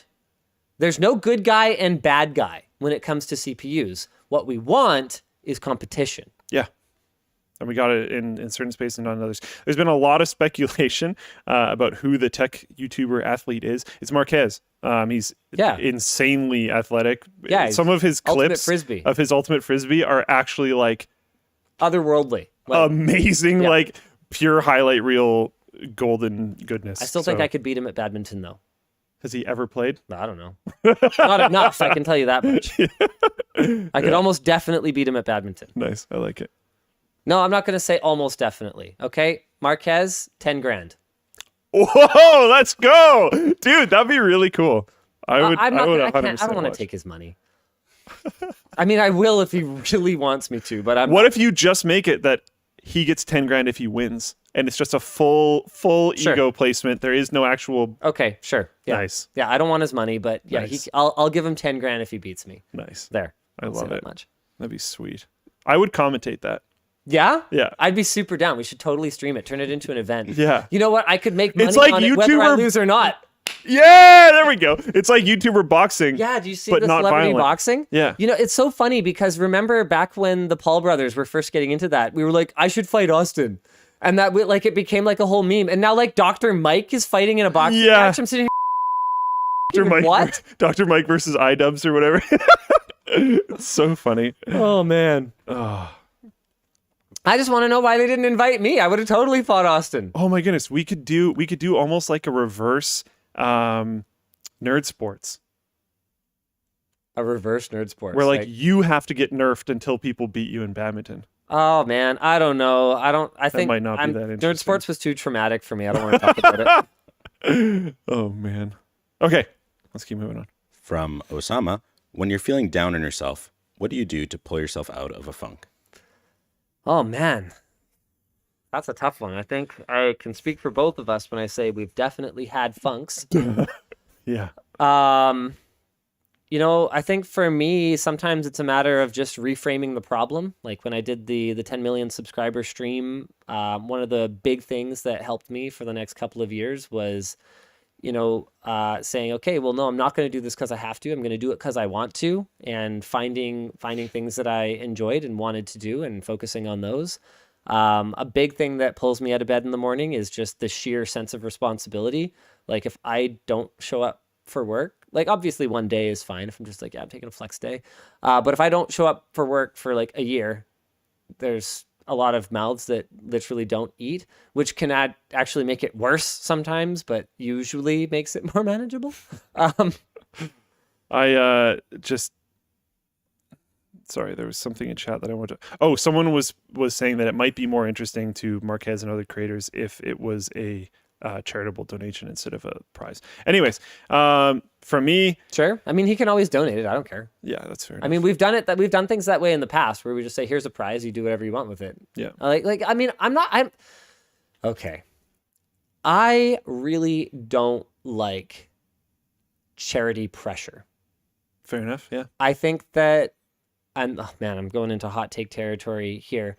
I think that a lot of charitable and philanthropic actions Posturing. are about posturing, are about image whitewashing, are about brand building, and are not necessarily about actually giving up anything personally or making a huge impact.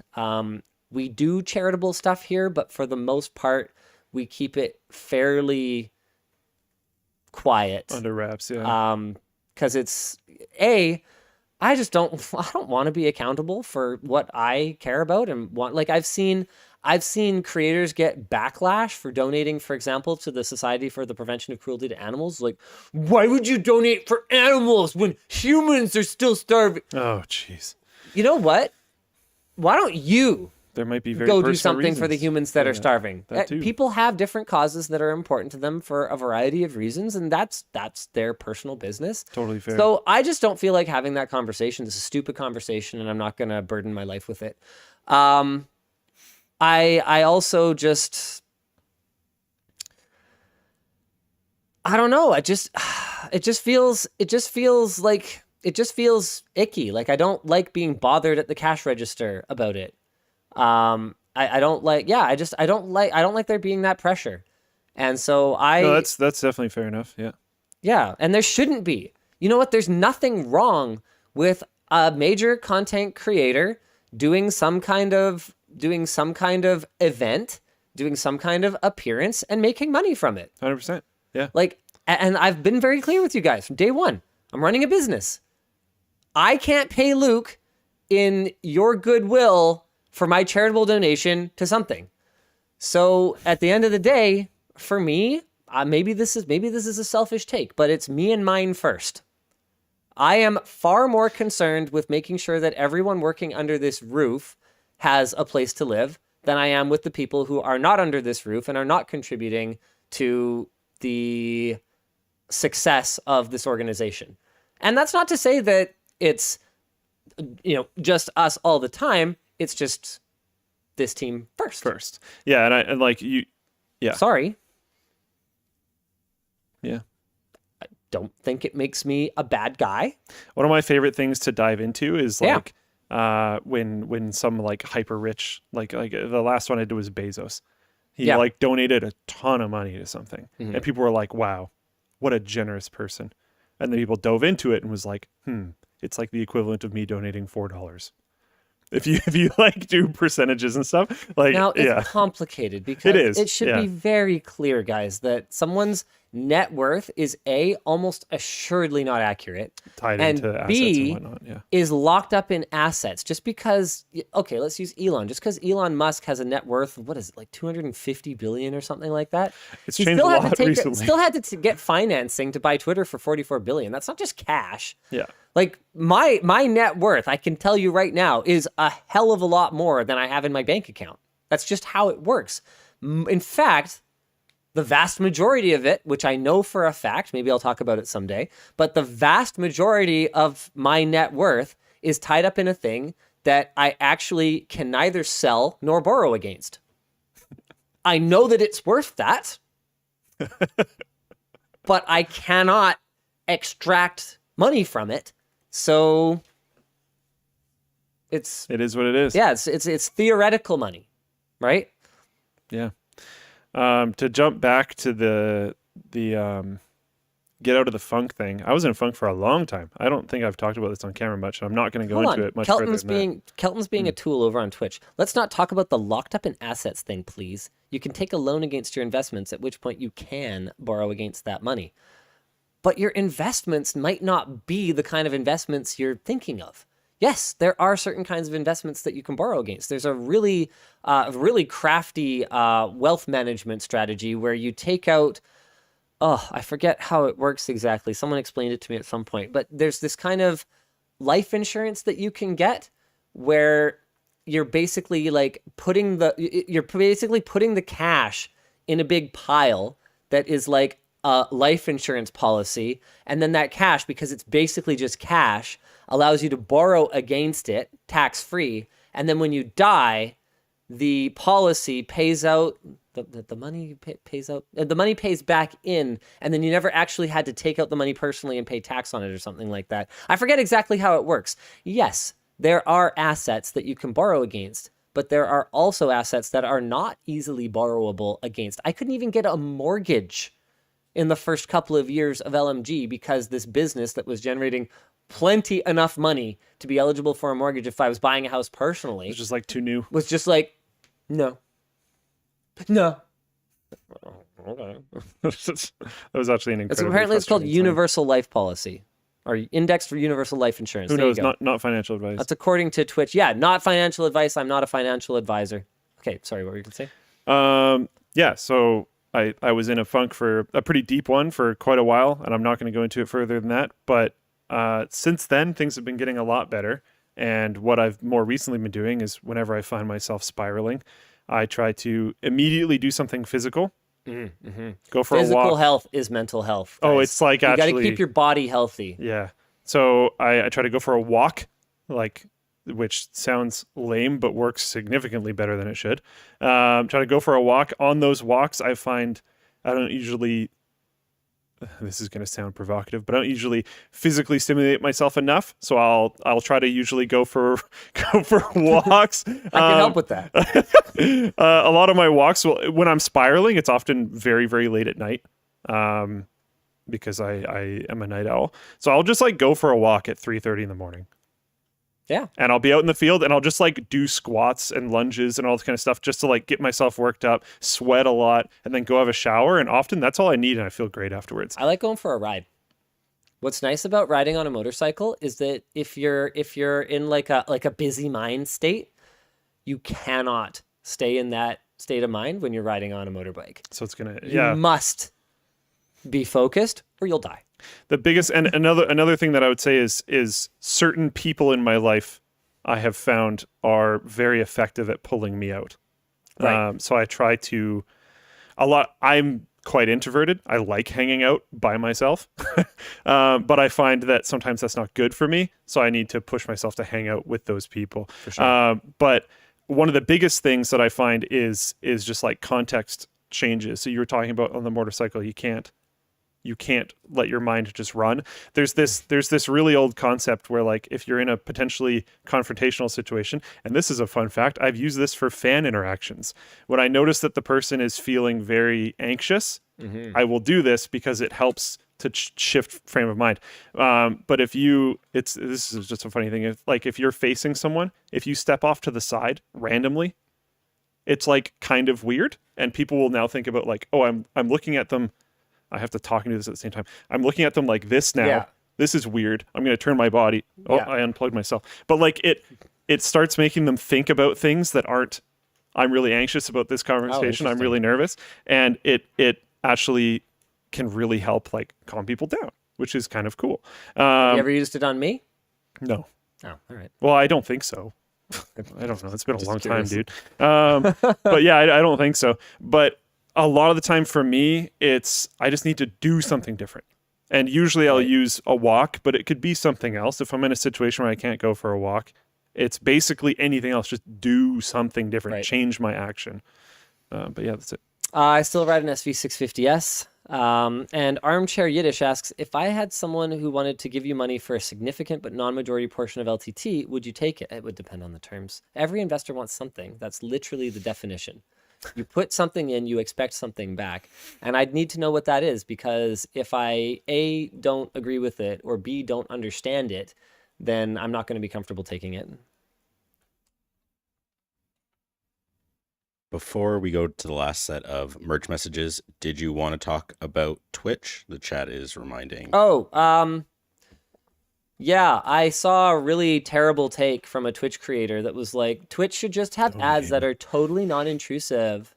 To the viewer, their ads should just not be intrusive. And I was looking at it going, this feels like that whole thing. Remember when there was the big controversy on YouTube where they basically started enforcing advertiser-friendly guidelines on videos, and it was affecting the rate at which you could get monetization.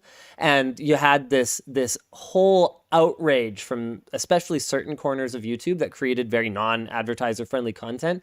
And my take at the time, I felt was very controversial and not received very well, where I basically said, well, yeah, did you expect was going to happen? At some point, there was going to be a reckoning where advertisers were not going to want you guys don't understand. You don't work with national and international brands. They are extremely conservative when it comes to, and obviously not all, there are exceptions, but they are extremely conservative when it comes to the associations between their brand and other things. You look at the way that they will, you'll watch a Nike commercial and it's just someone persevering, and at the end there's just like a Nike logo and there aren't even like any words or anything, because it's all about So vague. association. Yeah, They do not want the next thing you see after that logo, for the same reason they want you to see a bunch of whatever before you see the logo. They do not want the next thing you see after the logo to be something that they consider to be not brand friendly. It's just that simple. And so I feel like this is another one of those situations where I'm going to come in and I'm going to say, well, yeah, what did you think was going to happen? Do you have any idea how much Twitch costs to run? And do you think that static banner ads on a website are going to pay for it? I promise you, I give you my personal Linus Tech Tips guarantee that unintrusive ads are not going to pay for a site like Twitch, no matter how many of them they plastered on the page. Unintrusive ads don't pay for the forum. Because no advertiser is going to pay for an unintrusive ad, because they don't work, because they don't call your attention away. Obviously. No offense, whoever does not understand how web advertising works, even though it's like how they actually make a living. My take on it is the thing that surprised me the most. Okay, first of all, doing it at all when your competitors are not. I understand that Twitch is losing money, but if they don't want to essentially die, they're not going to have like significantly worse revenue potential than other live platforms. Is so hard and so expensive. Oh, absolutely. Like I sympathize for them, truly, but like it just doesn't matter if you want to survive. And then the other one is that they announced no longer having exclusivity. And exclusivity is rough for Twitch creators. It's really, really bad for the creators. But making their revenue split worse than YouTube. Well, I hadn't even talked about the revenue split yet. So I was talking about that Twitch creator. Yeah, that's terrible. Making the rev split worse than YouTube, and then also allowing people to split stream to YouTube. Hilarious. They're just going to push everyone over onto YouTube. So funny. Obviously. Man, we should maybe... Twitch is done. If they go through with this move, Twitch is done. I wonder if we should try to productize our stream splitting stuff. I've told you I want to productize the stream splitting thing 8 years ago. It didn't make a lot of sense then. It might make sense now. Well, maybe if you had built it when it didn't make sense, we would actually have a product ready to go when it doesn't make sense. You ever think of that, smart guy? Product for 8 years. You ever think of that, smart guy? 8 years. It hasn't been that long. I thought you said 8 years. I don't know. Whatever. It doesn't matter. Like 4. Jyrenthier over on Twitch says, ads don't really work anyway. That's the kind of smooth brain take that I would expect from Twitch chat. Ads don't work. Do you have any idea how big the advertising industry is? Yeah, ads don't work. Doesn't function. You're right. Function. We don't have any back-end information on how much turnover. I don't know what the correct term is for it. But push with ads, none at all. Yeah. We have no. It's not like we do any advertising at all in our business, and never. And it's not like anyone has ever bought anything that we've advertised. Nope. Please. Come on. And like, to be clear, I'm not saying that they work on you. Maybe they don't. Maybe you're magic. Honestly, I don't really see them either. I was going to say, you in particular, I think, really don't see ads. It's actually like stunning. Like, it'll be the most blatant, most aggressive thing on the page, and you'll ask him about it like 4 seconds later, and he'll be like, what? Like, I thought everything other than that. I can't see it. But, yeah, I don't know. But they don't kid yourself. Literally one of the most valuable companies in the world. You might have heard of it. Google? Sorry, Alphabet, excuse me. That like their entire business. They have entire free services like YouTube and Gmail that are sustained based on targeting ads more effectively at you so that they will work even better. Anyway, Jordan asks, oh, sorry, I'm doing your job. Oh, you didn't talk about the cargoes, the revenue, the rev split. Oh yeah, they're doomed.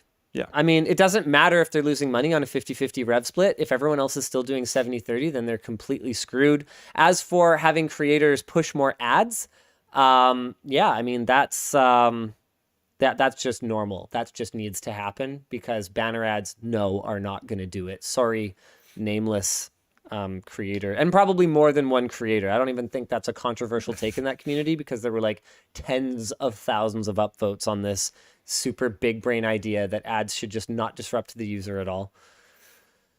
Like, oh man. Anyway, Back to the messages. Yeah. Yeah, if any creators want to leave Twitch, Floatplane, we'll take it. Hey, Well, let's go. I don't know if we're ready to be like a Twitch competitor, but what Floatplane... We have a live streaming only creator, and he's killing it. Actually, that's true. I was looking at the payouts. Yvonne just had it up on her monitor, and I walked in. I was like, "Oh, well, And that's good." the users are stoked, and like it's actually a very vibrant community. But a more likely product might be. I mean, it's a little the UI is not great right now. A little early. But our multi-streaming works great. I don't know if you noticed, but we are live right now on Floatplane, Twitch, and YouTube, and we could be live on Facebook if we really felt like it, couldn't we? We could. We should just do it. Sure. Like, why not? I think I mentioned that like a long time ago. Yeah. Well, I was wrong if I said no. So. I don't know who said no. Yeah, I don't know. Maybe we both said yes and then just forgot. That's with these guys. Definitely possible. Dude, if it doesn't end up in like some form of solid documentation, it's gone. My memory is a sieve. Not a good one. One with lots of holes in it. Get Well, it? I mean, a good sieve would have lots. Okay, you know what? I've had enough. I need to block you. Blocked. Oh yeah, why didn't we just call them out? Chris's 429 says garbage time. Yeah. Let's just call out garbage time. Dude, it's awesome content. Yeah, doing great. Super cool. Doing great over on Floatplane. Yeah. And like the thing is, honestly, kudos to garbage time for getting it.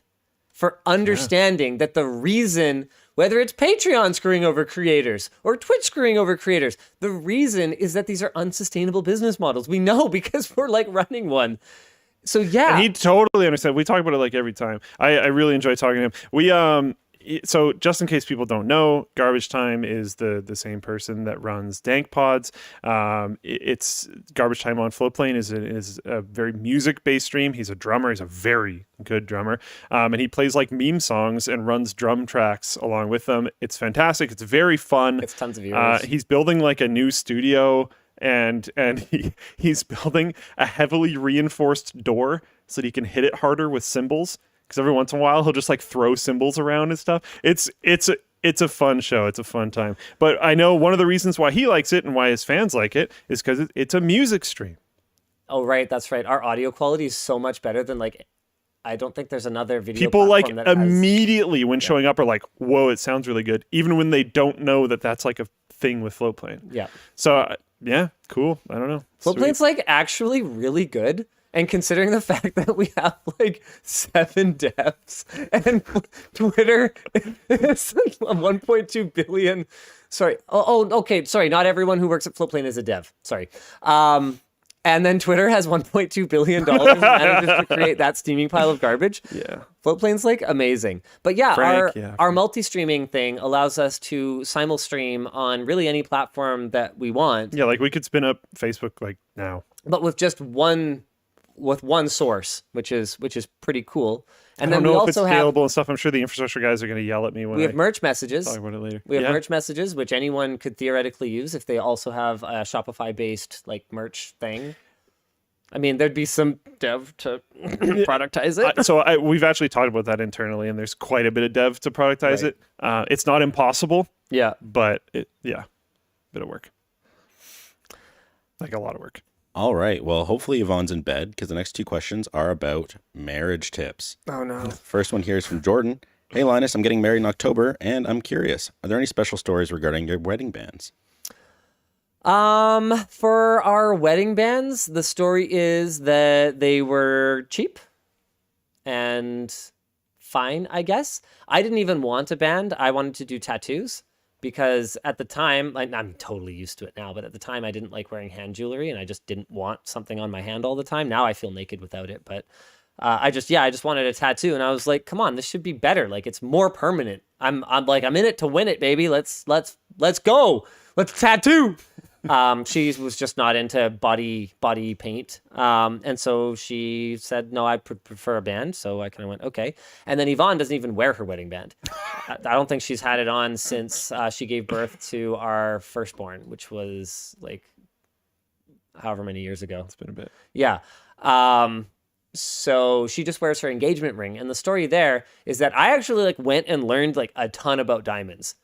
Because my whole thing was, okay, if I have to blow a bunch of money on a scam, then I might as well get the best scam possible. So Yeah. I picked a diamond that I felt was best suited to her. I could have gone bigger, but from my point of view, if it wasn't internally flawless, then it wouldn't be a good representation of Yvonne. She also has extremely slender fingers. That's cute as heck. And I thought, sorry? I said that's cute as heck. And I also thought that because she has extremely slim fingers, it would look kind of out of place, and she worked with her hands a lot. She was a pharmacist at the time, could even get in the way if it was too big. I also really preferred a more low profile setting, and that was for the same reason. I liked a simple setting because she's practical. So it's just a simple 4-prong setting on a traditional Hearts and Arrows diamond. So it's a Canadian diamond, which was really important to me. No conflict gem is going to go on my wife's hand. That's cool. I appreciate that part. I'm just trying to think of like what else mattered to me. I bought the diamond and the setting independently.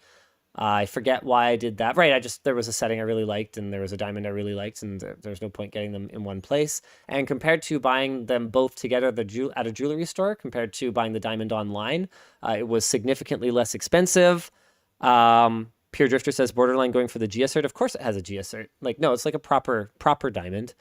Like you can get ones for less that are like gigantic, but they don't sparkle the way that an IF does. So if I'm going to get scammed, then I'm going to get scammed properly. I also didn't want something that was obviously very valuable. I wanted it to seem like a poor person diamond to someone who doesn't know anything about rocks, because the last thing I want is her getting like held up somewhere or something, and her, in a panic, not being able to get it off or something, and it seeming like extremely valuable, like worth cutting a hand off for. Like there was a very strategic decision made there. And to be clear, it wasn't crazy expensive. No matter what it was going to be at my budget, it was not going to be worth cutting someone's hand off for, but I didn't want it to look like it was. You can get big diamonds that are just trash tier stones, especially back then when the lab created ones hadn't really taken off yet. Like nowadays, it's kind of hard to tell if a diamond's like worth something or not because it's all arbitrary anyway. But back then, like, yeah, you could get giant trash tier stones that might look to someone who has no, like, not looking at them through a freaking thing.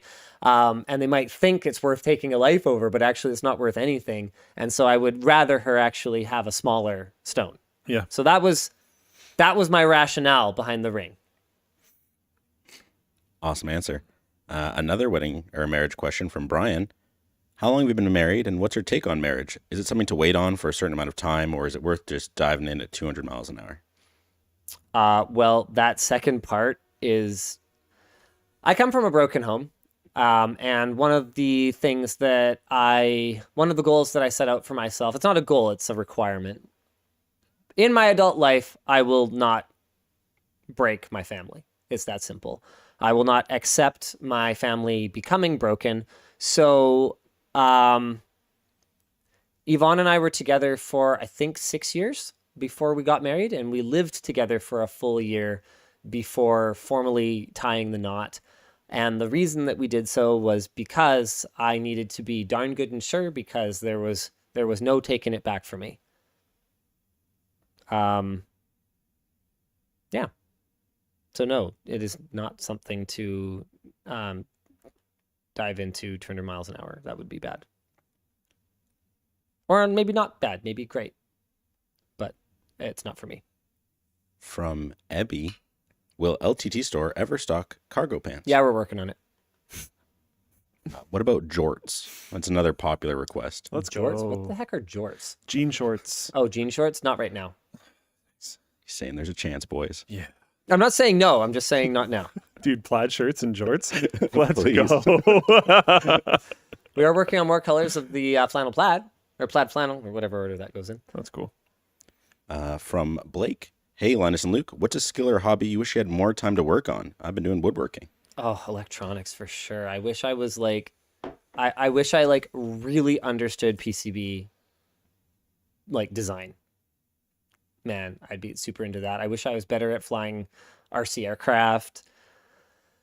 Those are probably the big ones. I'm super into those, but I don't have the time for them.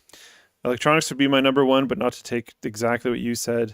I would put out blacksmithing. I've wanted to get into blacksmithing for a very, very long time, but like it's really expensive and you need space. I had a friend in high school whose mom was super into it. It's amazing the kind of stuff you can make really with like cool. a hunk of iron and a hammer. Yeah, and I feel like we were talking about this earlier, right? I feel like it would make my brain happy. I've just always kind of thought that about just Would hit your a shoulder thing. handle it? I've been pretty worried about that, which is one of the reasons why I invited you to go to a blacksmithing course with I'm me. super down still. And the reason why I haven't brought up that topic again is because I'm waiting for a shoulder. The bowling alley was actually almost a test for me. I started with my right arm. And then I think it was like 3 throws in. I felt it like, it didn't hurt, Yeah. but you can feel the warnings. And I was like, okay, nope.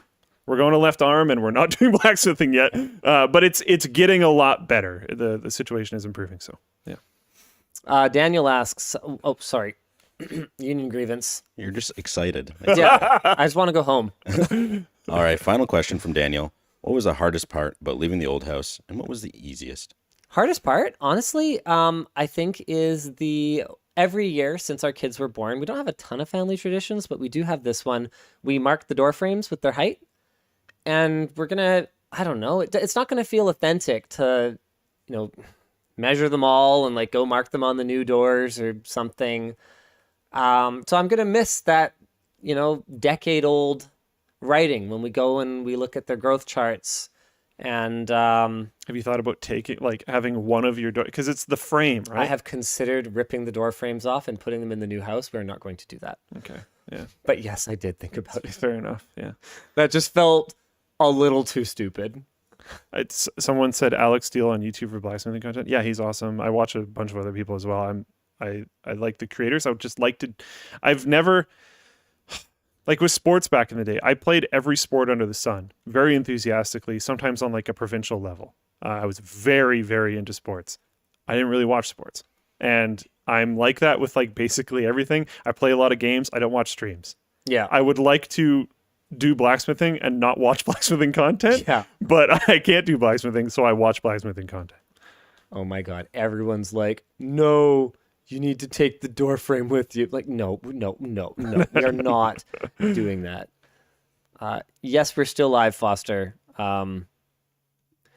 Also, by the way, guys, thank you very much for your support. I knew that there was a lot of pent-up demand for constellations. I didn't think it was this much. I hope we have that many blue aqua blanks. I want one too. Don't buy it, you go for it. I'll get one eventually. Whatever. Well, no, you won't. We're not printing V1 again. Oh, that's the whole thing. Is like this is the last. Maybe I created too much FOMO because if we sell all of the blanks, we're not going to be able to do any other blue aqua stuff. So guys, last chance. Actually, hold on a second. Just give me. What's V2? Are you sure we can never print it again? Are you sure? And we can. But then I would be a big liar. So that's pretty tough. Actually, we are going to bring back one shirt that I said we'd never reprint. So we can do that to this one too. I really want a long Nick, sorry to bug you. Do we have enough blanks for the Constellation print?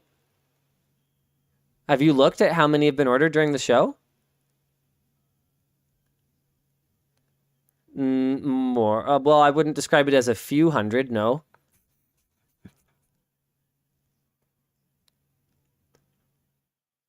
Oh, there's limits. Oh, good. Okay. All right. Yeah. Okay. Yeah, we're still live. What time is it? What year is it? It's Jumanji. It's Jumanji. Okay. Yeah, I gotta go then. Okay. Bye. Okay. So as long as the particular SKU, the particular size and sleeve style that you want is still up on the site and it doesn't say out of stock, as long as you can add it to cart, then we do have stock of that particular one. So you guys can go ahead and get your orders in. But yeah, we're going to leave this up for, I don't know, a few days or something like that, maybe for a week. So go check it out. The one that we are going to bring back is the one from PC or No PC. Oh, I get so many compliments on that shirt, And we didn't really communicate very well. So maybe we could bring it back, do one run of it or something like that. Yeah. Yeah, that would be good. But no, I don't know that we will actually do another reprint of Constellation. I want to get a long sleeve though. I literally just messaged Nick and was like, yo. Yeah, I really want the long I want a sleeve. long sleeve. We haven't had, other than the short circuit one, which I was not entirely happy with. Like, to be clear, it's like still like a brand name blank that we had printed on. Like it was like fine. But we've never had like a really great long sleeve. Tech linked? This one we do. Tech linked? Tech linked. No, short circuit. We didn't have a long sleeve for tech linked, I don't think, did we? I thought it was gray. Is that a short circuit? It's That's just a short circuit. recolor short circuit. Yeah. Oh, my bad. Okay. Yeah. Okay. Don't worry, bigger water bottles are coming, Jace Lucas. I think it's time for us to leave, though. Goodbye. Okay, bye. What a show. Sorry, it's very late. Bell, log your hours, hey? Of course. Did you make it all the way to double time today? If I say yes, does that mean yes? Well, it's whatever it legally is. I don't decide what it is. Did you make it to double time, though? When did you start today? 11, so I don't think so. Oh, okay. All right. Okay. Nice. Okay, I think we're done. Oh, I can't reach the thing to turn it off. It's far away.